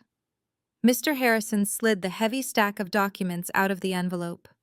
He carefully placed his reading glasses on his nose and began to read the first page of the forensic audit report. The first page of the forensic audit report held a crisp executive summary detailing the exact methodology of the theft. I watched Mr. Harrison read. His eyes darted back and forth across the meticulously formatted spreadsheets. The silence in the dining room became absolute, broken only by the sharp rustle of thick paper. As he turned to the second page, I arranged the data logically. The top sheets showed the fraudulent dummy vendor accounts Trent created within their corporate billing system. The next section highlighted the digital routing numbers used to siphon those corporate funds into his secret, untraceable account. The grand total of $850,000 was printed in bold red ink. Mr. Harrison stopped reading for a fraction of a second. His jaw tightened visibly. He turned to the third section containing glossy, high-definition photographs and financial receipts. There was a copy of the $12,000 monthly lease agreement for the downtown penthouse. Right beside it were credit card statements showing $50,000 spent at a diamond jeweler and $25,000 wired to a luxury car dealership. The final page featured a printed collage of Vanessa's public social media posts, proudly wearing the diamond necklaces and carrying the designer handbags purchased with his stolen capital. The color drained from Mr. Harrison's face, only to return seconds later as a deep, violent shade of purple. The veins in his neck bulged against his starched white collar. His hands began to shake with pure, unfiltered rage. He was a man who built his company from the ground up, and he was currently looking at irrefutable proof that his star sales director was bleeding his life's work dry to fund an illicit affair. Trent sat at the head of the table, entirely ignorant of the bomb that had just detonated. He wore a strained, confused smile, glancing between his boss and me. He leaned forward slightly, trying to peer at the documents. "Is everything all right, sir?" Trent asked, his voice wavering with forced casualness. "My wife has a habit of printing out irrelevant household budgets to try and make a point. I apologize for this bizarre interruption. We can just throw that away and start the meal." Mr. Harrison did not respond immediately. He slowly removed his reading glasses, folding them with deliberate, terrifying precision. He looked at Trent, his eyes burning with a fury so intense it made the other board members flinch. Then, with a sudden, explosive burst of violence, Mr. Harrison slammed the entire stack of papers down onto the mahogany dining table. The heavy crystal wine glasses shook, spilling dark red droplets onto my pristine white tablecloth. "You stealing, arrogant bastard!" Mr. Harrison roared, his voice shaking the crystal chandelier above us. "You stole $850,000 from my company. You set up fake vendor accounts. You committed federal wire fraud." Trent physically recoiled, pressing his back hard against his chair. His face went chalk white, the arrogant flush completely vanishing. "What? No, sir, you are mistaken. I would never do such a thing. Those papers are fake. My wife is crazy. She fabricated all of this because she is jealous." Mr. Harrison pointed a trembling finger at the documents. "These are official bank routing logs. Trent. These are the lease agreements for a luxury penthouse in your name. There are receipts here for diamond necklaces you bought for your assistant. The chief financial officer, seated halfway down the table, gasped loudly and snatched a few pages of the audit report. He scanned the numbers rapidly, his face mirroring the chief executive officer's. Horror. My God, the chief financial officer whispered. The routing numbers match the discrepancies we flagged last quarter. He actually did it. He embezzled the funds. The illusion was entirely shattered. Trent's mouth opened and closed like a suffocating fish. He looked around the room, making eye contact with his bosses, his mother, and finally his mistress. Vanessa shrank back in her chair, her face contorting in sheer panic. She knew her social media photos were in that packet. She knew the paper trail led directly to her closet. She pushed her chair away from the table, trying to put physical distance between herself and the sinking ship. Mr. Harrison did not waste another second. He reached into his suit jacket, pulled out his smartphone, and immediately dialed the police. I want squad cars here right now. Mr. Harrison barked into the phone, turning his back on Trent. I have an employee holding stolen corporate assets, and he is a flight risk. Send your financial crimes unit. Trent realized his entire life was over. The promotion, the respect, his freedom, all of it, instantly vaporized. The reality of a 20-year federal prison sentence crashed down on him. His eyes darted wildly, landing squarely on me. He saw me standing there in my tailored suit, completely calm, watching his destruction unfold with a cold, satisfied gaze. He knew I orchestrated this exact moment. He knew I played him flawlessly. A primal, desperate rage overtook him. He let out a guttural scream, knocking his wooden chair backward onto the hardwood floor. You ruined my life, he bellowed. Trent lunged across the dining space, raising his hand high into the air. He intended to deliver a brutal slap exactly like the one he gave me 2 nights ago, hoping to strike me down in front of everyone. I did not flinch. I did not step back. I simply stood my ground. Before Trent could even close the distance, the heavy oak doors leading from the hallway burst open. 2 massive men dressed in plain black suits stepped out of the shadows. I hired them from a private security firm early that morning, instructing them to wait silently out of sight until the inevitable violence occurred. They moved with terrifying speed. The first guard grabbed Trent's raised arm, twisting it forcefully behind his back. Trent yelped in pain, losing his momentum entirely. The second guard grabbed Trent by the collar of his dress shirt and drove him forcefully downward. They slammed Trent chest first onto the center of the mahogany dining table. The impact sent plates, silverware, and wine glasses crashing to the floor. Trent thrashed wildly under the weight of the security guards, but they held him firmly against the ruined feast. His expensive silk tie soaked up the spilled gravy, and his cheek pressed flat against the mahogany wood. The chief executive officer backed away, brushing broken glass from his trousers while continuing to speak with the police dispatcher. The dining room was a scene of absolute corporate devastation, yet the main event was only halfway finished. I stepped around the shattered crystal and moved my gaze down the table to where my brother-in-law sat. Jamal had stopped swirling his wine. His arrogant smirk was completely gone, replaced by a look of profound confusion as he watched the man who funded his lifestyle get pinned to the table. Rachel was clutching her napkin tightly, her eyes wide with shock. She looked at Trent and then at me, finally realizing that the submissive wife act had been a lethal masquerade all along. I smoothed the lapels of my tailored suit and locked eyes with, Jamal Trent has already received his appetizer, Jamal, I said, projecting my voice clearly over my husband's muffled groans. It is incredibly rude to let your own portion get cold. Please open your envelope. Jamal swallowed hard. The swagger of the self-proclaimed cryptocurrency genius vanished instantly. His hands trembled as he reached for the thick manila envelope tucked neatly under his place setting. He tore the adhesive flap open with jerky, uncoordinated movements. Rachel leaned over his shoulder, peering at the documents as he pulled them out. The very first page bore the intimidating seal of the Internal Revenue Service printed in stark black ink. Jamal stared at the bold red letters stamped across the header. It was an official federal notice of immediate asset seizure. The document detailed a comprehensive joint investigation by the federal authorities targeting wire fraud and international money laundering. Jamal read the first paragraph, and his jaw went completely slack. The notice explicitly stated that every single digital wallet and traditional bank account tied to his name, his phone number, and his fake investment fund had just been frozen by federal mandate. The government had completely seized the blockchain nodes he used to funnel stolen cash. His phantom $1 million investments were officially locked inside a federal vault. "You cannot do this," Jamal stammered, his voice pitching upward in panic. "This is my private portfolio. You have no right to touch my assets." I kept my posture relaxed and commanding.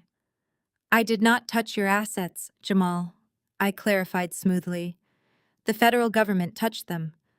I simply provided the authorities with the exact transaction hashes, proving you were operating an illegal Ponzi scheme, using embezzled corporate funds, took stolen money from Trent, and used it to pay off your earlier victims.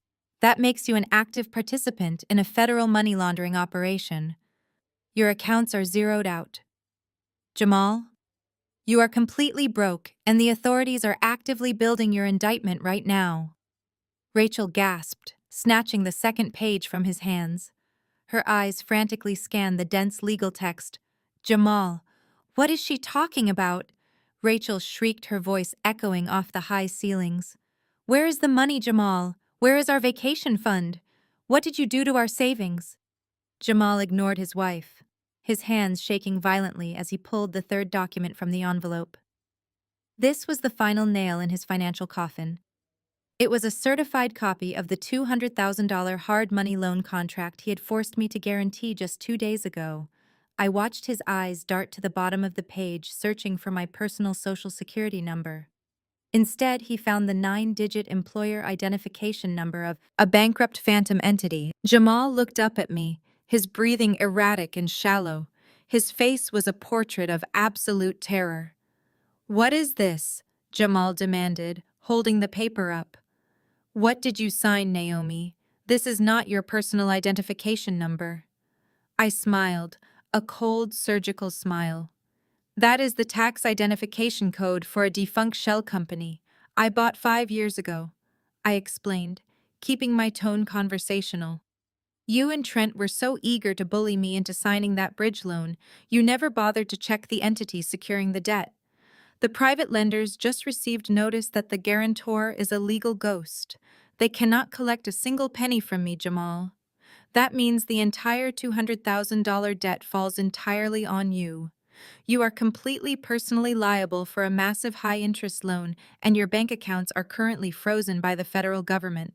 You have zero liquidity and a 6-figure debt compounding daily. The private lenders are going to tear your life apart before the feds even put you in a cell." The reality of his catastrophic failure struck Jamal with the force of a freight train. The arrogant crypto bro who mocked my fixed salary and called me a pathetic wage slave finally understood that his entire existence was a cheap, fragile lie. He clutched the legal documents, his hands spasming uncontrollably. A loud, desperate wheeze escaped his lips. Jamal grabbed the left side of his chest, his fingers digging into his expensive tailored shirt.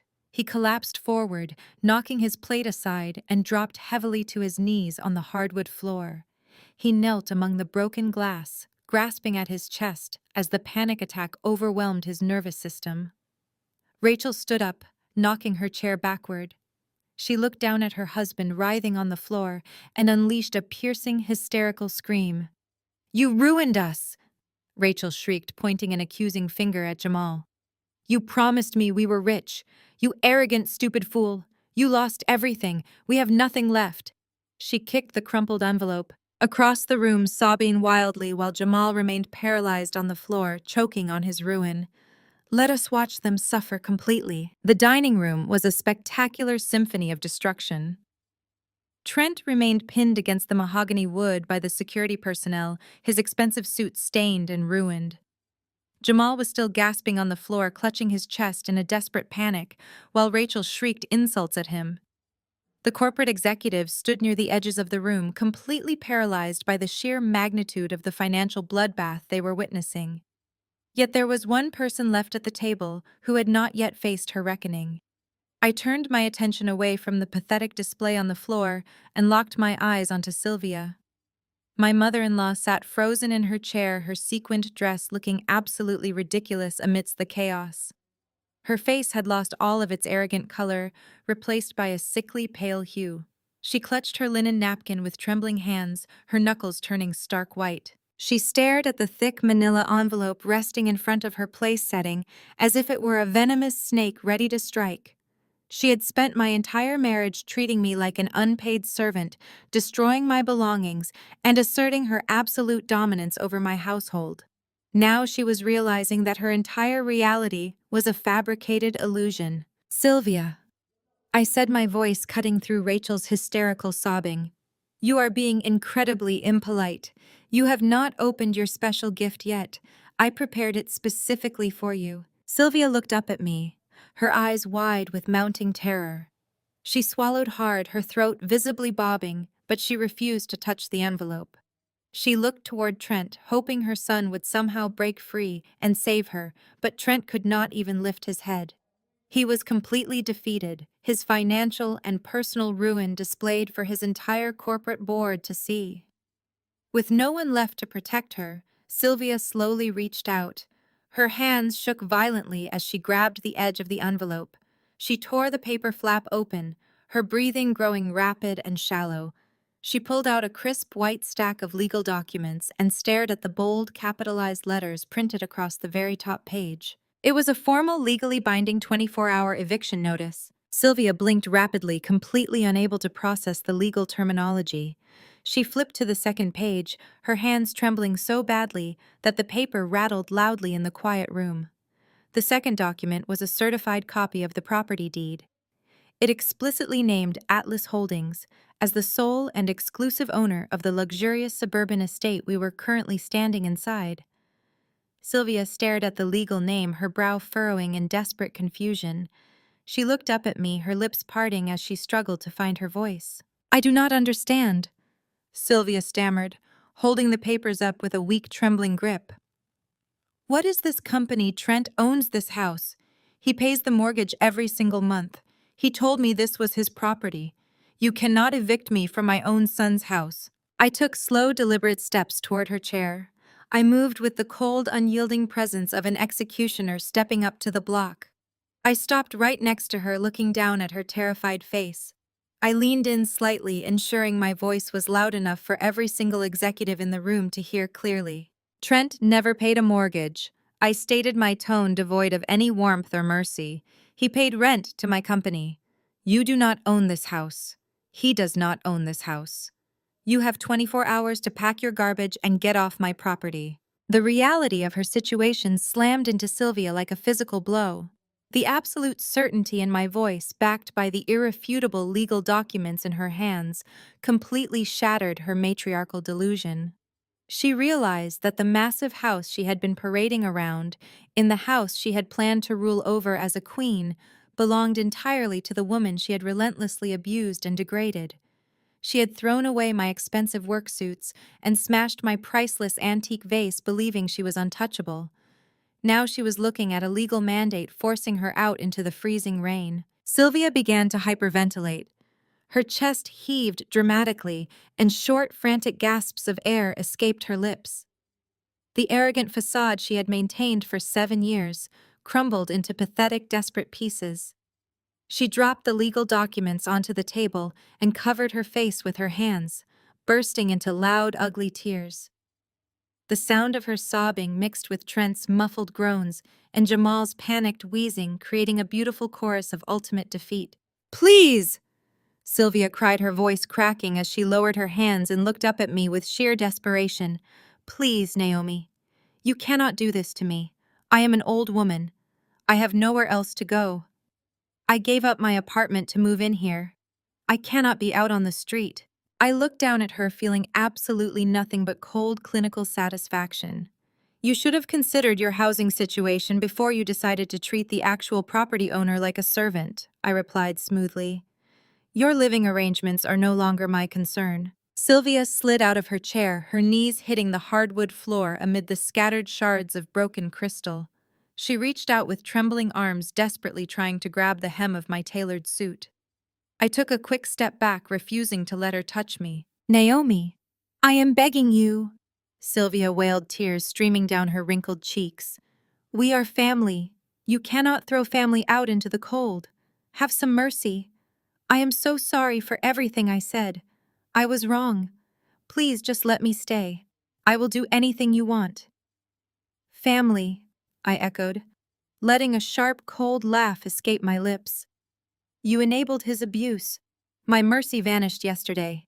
You are just a squatter. Get out of my house now. Before Sylvia could utter another desperate plea from her position on the floor, a brilliant flash of red and blue light suddenly illuminated the dining room windows. The stark, rotating beams cut through the darkness of the stormy night, casting harsh, shifting shadows across the shattered crystal and ruined dinner.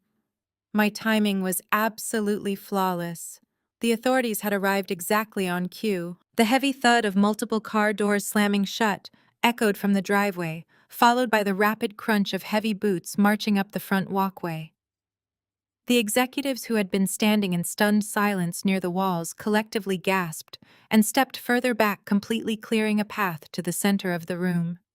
Mr. Harrison, the chief executive officer, adjusted his suit jacket, watching with grim satisfaction as the front door was thrown open. A team of local police officers flooded into the foyer, immediately followed by two federal agents wearing dark windbreakers with FBI printed in bold yellow letters on the back. Agent David Mitchell led the federal team, stepping into my dining room with the calm, absolute authority of a man executing a flawless takedown. He took a brief, sweeping look at the chaotic scene, registering Jamal hyperventilating on the floor, Sylvia weeping beside the table, and Trent still securely pinned against the mahogany wood by my private guards. David gave me a brief, professional nod of acknowledgement before turning his full attention to the man of the house. The local police officers immediately took control of the room, securing the perimeter, while David and another agent approached the dining table. My private security guards stepped back, allowing the federal agents to take over. Trent lifted his head from the spilled gravy, his eyes wide and completely bloodshot, as he stared at the federal badges. Trenton Miller. David announced, his voice cutting through the remaining noise in the room like a steel blade. You are under arrest for multiple counts of corporate embezzlement, federal wire fraud, and tax evasion. I suggest you do not resist. The federal agent grabbed Trent by the collar of his ruined shirt and yanked him up from the table, pulling his arms forcefully behind his back. The sharp metallic click of handcuffs snapping shut around Trent's wrists echoed loudly throughout the dining room. The sound signaled the absolute end of his arrogant reign. Trent gasped for air, his chest heaving, as the cold reality of his situation finally crushed him. You have the right to remain silent. David continued, reading the Miranda rights with practiced efficiency.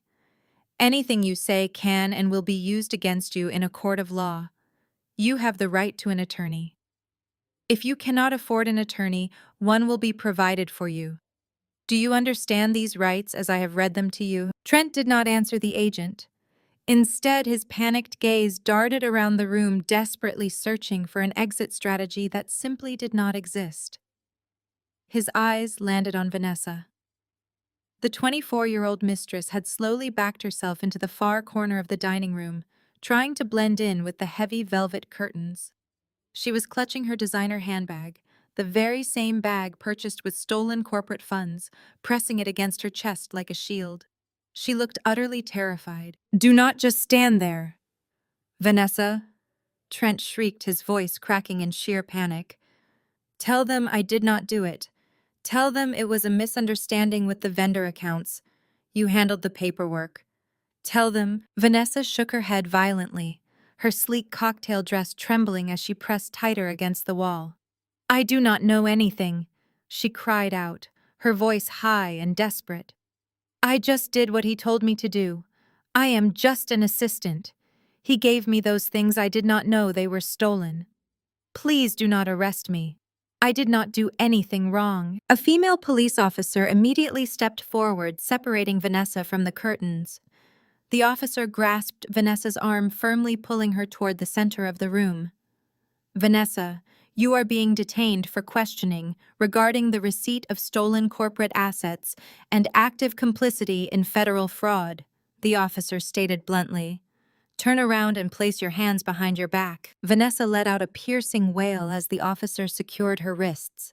Her designer handbag dropped to the hardwood floor, spilling expensive makeup and the keys to her luxury-leased penthouse. My husband watched his young mistress get detained, completely unable to protect her or himself. His entire world was collapsing simultaneously. The false empire he built on theft and arrogance was entirely demolished. Trent suddenly turned his tear-filled eyes toward me. He fell to his knees, pulling the federal agent down slightly with his dead weight. Tears streamed down his face, mixing with the grease and gravy still smeared across his cheek. His arrogant facade was completely obliterated, leaving behind nothing but a pathetic, desperate man, facing decades in a concrete cell. Naomi, please. Trent sobbed, his voice breaking into a pathetic whine. Please, you have to help me. Tell them to stop. You know the law. You can fix this. We can pay it back. I will do whatever you want. Just do not let them take me away. I cannot go to prison. Naomi, please. I stood there in my tailored suit, looking down at the man who had violently slapped me just 48 hours ago. He was begging on his knees, crying like a terrified child. His complete humiliation was the most satisfying image I had ever witnessed. I did not flinch. I did not offer a single ounce of comfort. I just stared at him with cold, analytical precision. I love you, Naomi. Trent pleaded frantically, thrashing his body against the federal agent's firm iron grip. Please remember our sacred wedding vows. I really love you. You are my wife. You must save me. I looked down at the pathetic man kneeling on my hardwood floor. His expensive suit was wrinkled and stained with the dinner I had cooked. His face was slick with sweat and tears. He thrashed weakly against the federal agents, holding his arms securely behind his back. The absolute desperation in his eyes was a sharp contrast to the arrogant monster who had slapped me just 48 hours earlier. He pleaded for salvation, invoking our sacred wedding vows, as if he had not spent the last 18 months violating every single one of them. He begged me to remember that I was his wife. He actually thought manipulating my emotions would work one last time. I did not feel a single ounce of pity. I felt the profound clarity of a forensic accountant who had successfully closed the most important audit of her entire career. I took a slow, deliberate step forward, stopping just inches from where his knees rested against the shattered crystal on the floor. I tilted my head slightly, looking at him with a cold, predatory smile. Do you know what time it is, Trent? I asked, my voice perfectly calm and echoing clearly across the ruined dining room. He stopped thrashing for a split second, his breath hitching in his chest. A look of sheer panic washed over his face as he recognized the exact phrasing he had used when he assaulted me at the front door. It is time for you to go to prison, I stated, my words slicing through the air like a scalpel. Trent let out a loud, agonizing wail. The reality of his absolute destruction finally crushed the last remaining fragments of his ego. He dropped his head, sobbing uncontrollably into his chest. Agent David Mitchell gave me a final nod of professional respect before hauling my husband up from the floor. The agents dragged Trent toward the foyer, his dress shoes slipping uselessly against the polished wood.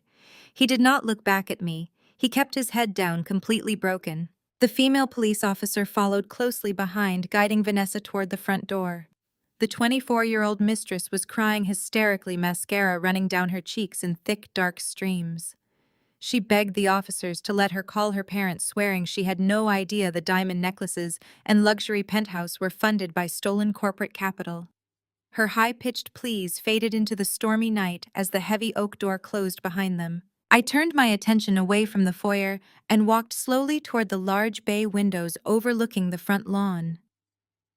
The rain was still falling heavily, reflecting the flashing red and blue lights of the police cruisers parked in my driveway. I pulled back the heavy velvet curtain slightly, to observe the second phase of my financial execution. Outside on the wet grass, Jamal was surrounded by three stern-looking agents from the Internal Revenue Service.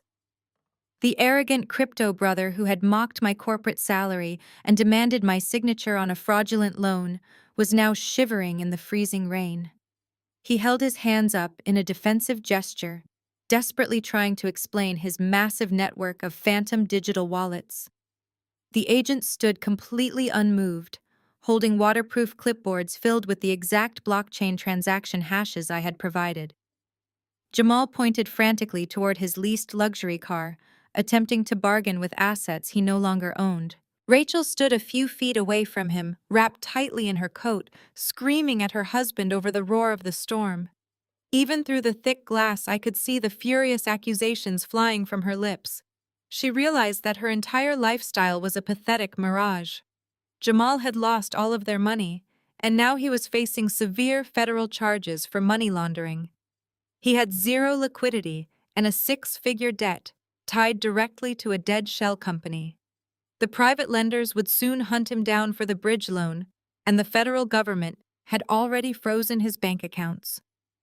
Jamal collapsed onto the hood of his car, burying his face in his hands. The agents moved in closer, continuing their relentless interrogation. I let the velvet curtain fall back into place, shutting out the chaotic scene on the front lawn. I turned around and surveyed my dining room. The executives had quietly excused themselves, slipping out the back door to avoid the police presence. Mr. Harrison had promised to call my attorney on Monday to finalize the corporate recovery process. The room was empty, except for Sylvia, who was still curled up on the floor near her chair, weeping quietly over her eviction notice. I walked over to the marble kitchen island, my heels clicking sharply against the floor. I picked up the crystal glass of vintage Bordeaux I had poured earlier in the evening. The dark red liquid caught the light from the chandelier overhead. I raised the glass to my lips and took a slow, appreciative sip. The wine tasted exceptionally rich and complex. It was the taste of absolute flawless victory. I stood in the center of the wreckage, completely unfazed by the massive storm I had just orchestrated. Trent thought he could steal my life savings, commit federal wire fraud, parade his mistress in my home, and control me with violence.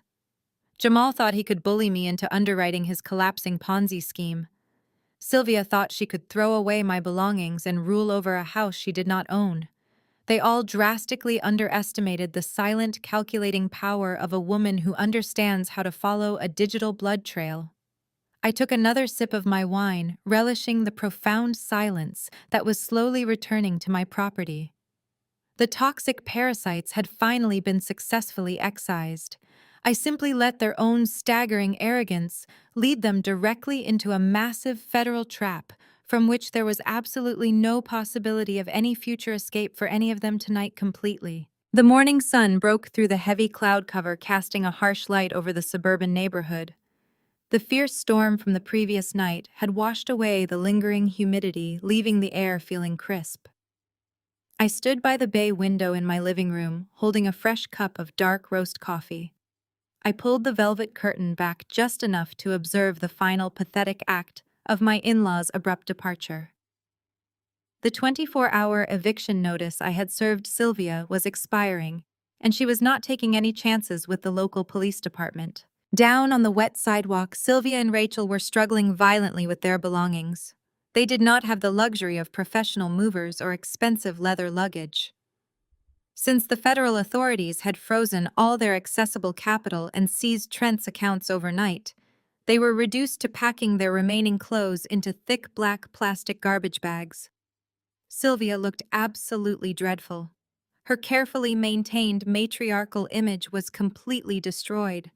She wore a stained, oversized sweater, and her gray hair was plastered flat against her skull. Rachel was shivering in the morning chill, frantically tapping the screen of her cracked smartphone, trying to secure the cheapest possible rideshare option. I watched as one of Sylvia's overstuffed garbage bags caught on a sharp rosebush near the driveway. The thin plastic ripped open immediately, spilling her cheap shoes and floral blouses directly into a muddy puddle. Rachel screamed in frustration, throwing her hands up in the air, but she did not bend down to help her mother. Sylvia dropped to her knees in the wet grass, scrambling desperately to shove her muddy clothes back into the torn plastic bag. It was a deeply poetic reflection of the exact moment she had stood in my home office and thrown my expensive tailored suits into a trash bag. The universe has a beautiful way of balancing the scales. A battered silver sedan finally pulled up to the curb, splashing a wave of dirty puddle water onto Rachel's jeans. The cheap Uber driver popped the trunk, but did not get out to help them load their garbage bags. I took a slow, satisfying sip of my coffee as I watched the two women struggle to shove their muddy belongings into the cramped trunk. Sylvia looked back at the house one last time, her eyes searching the windows for any sign of mercy. She found absolutely none. I let the velvet curtain fall shut permanently, severing my visual connection to their toxic existence. The sharp chime of the doorbell echoed through the quiet foyer. I set my coffee mug on the marble kitchen island and walked to the front door. I opened it to find Victor Cole, my ruthless divorce attorney, standing on the welcome mat holding a thick leather briefcase. He wore a sharp charcoal suit and a highly satisfied smile. The morning air blowing past him felt incredibly refreshing. "Good morning, Naomi," Victor said, stepping into the foyer. "I saw the trash being taken out to the curb on my way in. Your timing is always impeccably precise." I smiled warmly, closing the heavy oak door behind him. "Good morning, Victor. Please come into the dining room. I have cleared a space for us." We walked into the formal dining room. The shattered crystal and ruined food from last night's catastrophic dinner party had been meticulously cleaned away, leaving only the gleaming mahogany table. Victor placed his briefcase onto the polished wood and snapped the golden latches open.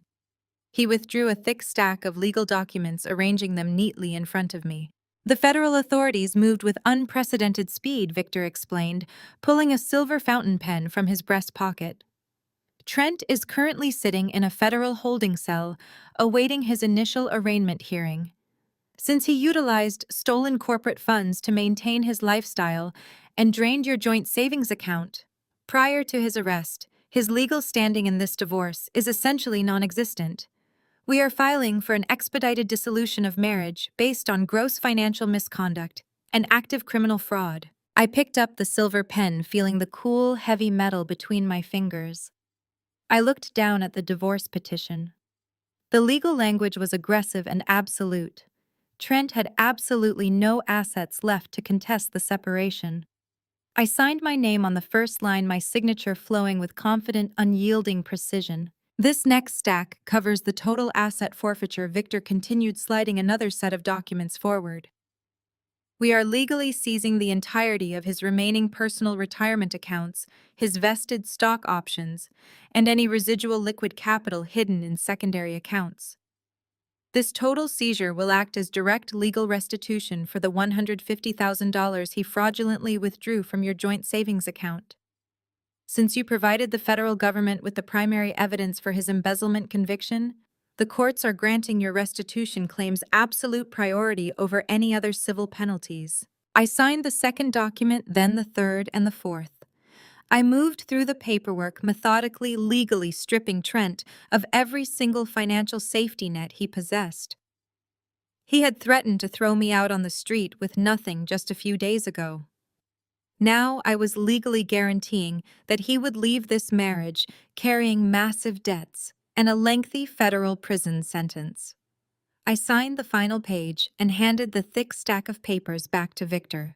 "The estate is completely secure," Victor said, packing the documents back into his leather briefcase. "Atlas Holdings maintains absolute ownership of this property. You have full possession of all remaining marital assets. The parasitic elements have been successfully excised from your financial portfolio. You executed this separation flawlessly, Naomi." "Thank you, Victor," I replied, walking him back toward the foyer. I audited the situation and applied appropriate penalties. Victor chuckled, shaking his head in professional admiration.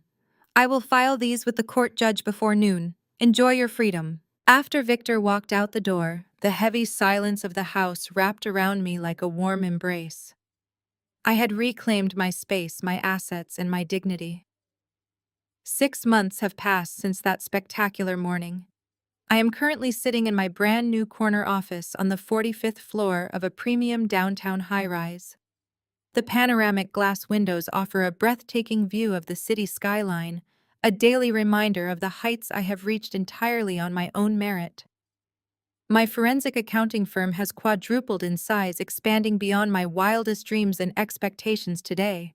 Exposing a massive corporate embezzlement scheme during a private dinner party proved to be the ultimate marketing strategy. The executive board that witnessed Trent's downfall did not just fire him, they hired me. I am now their lead independent auditor, securing a multi-million-dollar contract that cemented my agency as the premier forensic financial firm in the entire region. I sip my hot espresso, watching the bustling city below, completely unbothered by the ghosts of my past. Those ghosts are currently paying a very heavy price for their breathtaking arrogance. Trent is no longer wearing custom-tailored designer business suits. He is currently serving a mandatory 10-year sentence in a federal penitentiary. The sheer volume of his theft, combined with the irrefutable digital evidence I handed to the authorities, made a trial completely unnecessary. His defense attorney took one look at my forensic audit and advised him to plead guilty immediately. He tried to contact me several times from the federal holding facility, begging for my forgiveness, promising he would change, and pleading for financial assistance to secure better legal representation. I never answered a single call. I simply blocked the prison phone numbers without any hesitation or guilt. I let the criminal justice system process him like the common thief he truly was. He wanted me to be a submissive housewife with absolutely nothing to my name. Now he is the one locked inside a tiny concrete room, stripped of his freedom, his dignity, and his entirely fabricated wealth. He will be almost 50 years old when he finally walks out, possessing absolutely nothing. Jamal met an equally devastating fate. The federal government did not show a single ounce of mercy to the arrogant crypto brother who loudly mocked my steady paycheck and demanded my blind, absolute loyalty. The Internal Revenue Service and the Federal Bureau of Investigation completely dismantled his fraudulent cryptocurrency operation. Since he used stolen corporate funds to pay off his earlier victims, the Financial Crimes Unit easily charged him with international money laundering and wire fraud.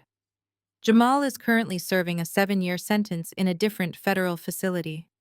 The $200,000 hard money loan he forced me to guarantee under extreme duress defaulted exactly as I planned.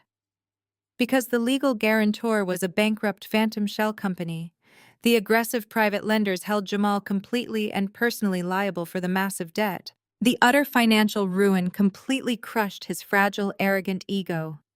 He went from boasting about securing generational wealth at my dining table to declaring total personal bankruptcy behind bars.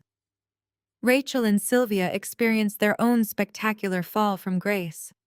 Without Trent's stolen corporate money or Jamal's fraudulent investments to fund their luxurious lifestyles, reality hit them with brutal force. They were evicted from my property exactly 24 hours after I handed Sylvia that notice. With their bank accounts completely frozen and their primary providers incarcerated, they had absolutely nowhere to go. They could not afford an apartment downtown today. They definitely could not afford a house in the affluent suburbs. Today, my former mother-in-law and sister-in-law are currently living together in a cramped, dilapidated trailer park on the very outskirts of the county. Sylvia, the woman who confidently threw my expensive designer work suits into a black garbage bag and demanded I serve her like a peasant, is now working part-time as a cashier at a local discount grocery store just to afford her basic utilities. Rachel, who laughed at my corporate career and called me a pathetic wage slave, works every single night. She works the late shift at a greasy fast food diner. The women who believed they were untouchable royalty are now permanently trapped in a vicious cycle of poverty they can never escape. I lean back comfortably in my ergonomic leather chair, letting the quiet hum of my highly successful office wash over me. My journey over these past 6 tumultuous months has taught me a profound, undeniable truth. Family is absolutely never a valid excuse to endure toxic abuse. Society often conditions women to keep the peace, to absorb the disrespect, to shrink themselves down, and remain completely silent. We are told to constantly forgive, to endlessly compromise, and to heavily sacrifice our own personal well-being simply for the sake of maintaining a fake household harmony. I completely and utterly reject that toxic narrative entirely. Sometimes the most brutal, devastating revenge does not require screaming, fighting, or sinking to their pathetic, lowly level. Sometimes the absolute best response is simply stepping aside and letting deeply arrogant people destroy themselves with their own monumental greed and endless stupidity. Trent Jamal. Sylvia and Rachel built a fragile, toxic empire on lies, theft, and entitlement. I did not have to lift a single finger to actively destroy them completely.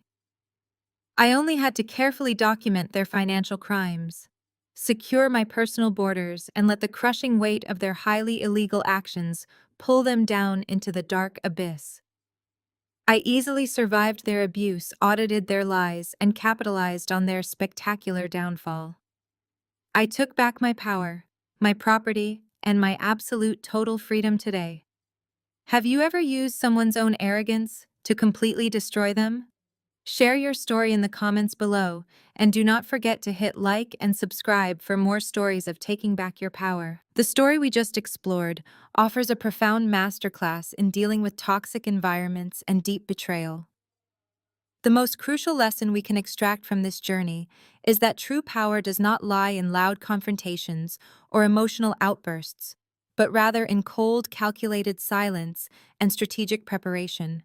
When faced with abuse, financial theft, and blatant disrespect from those who are supposed to love and protect us, human instinct naturally pushes us toward immediate retaliation.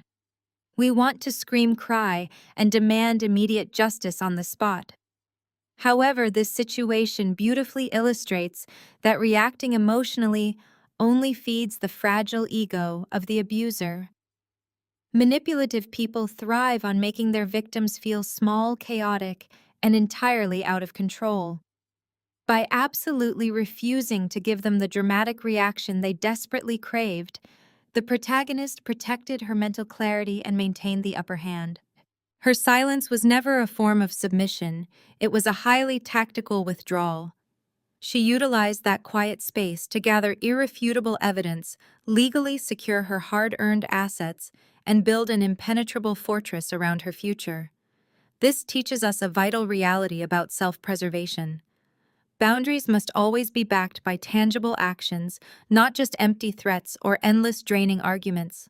Financial independence, legal awareness, and emotional detachment are the ultimate shields against familial and romantic exploitation.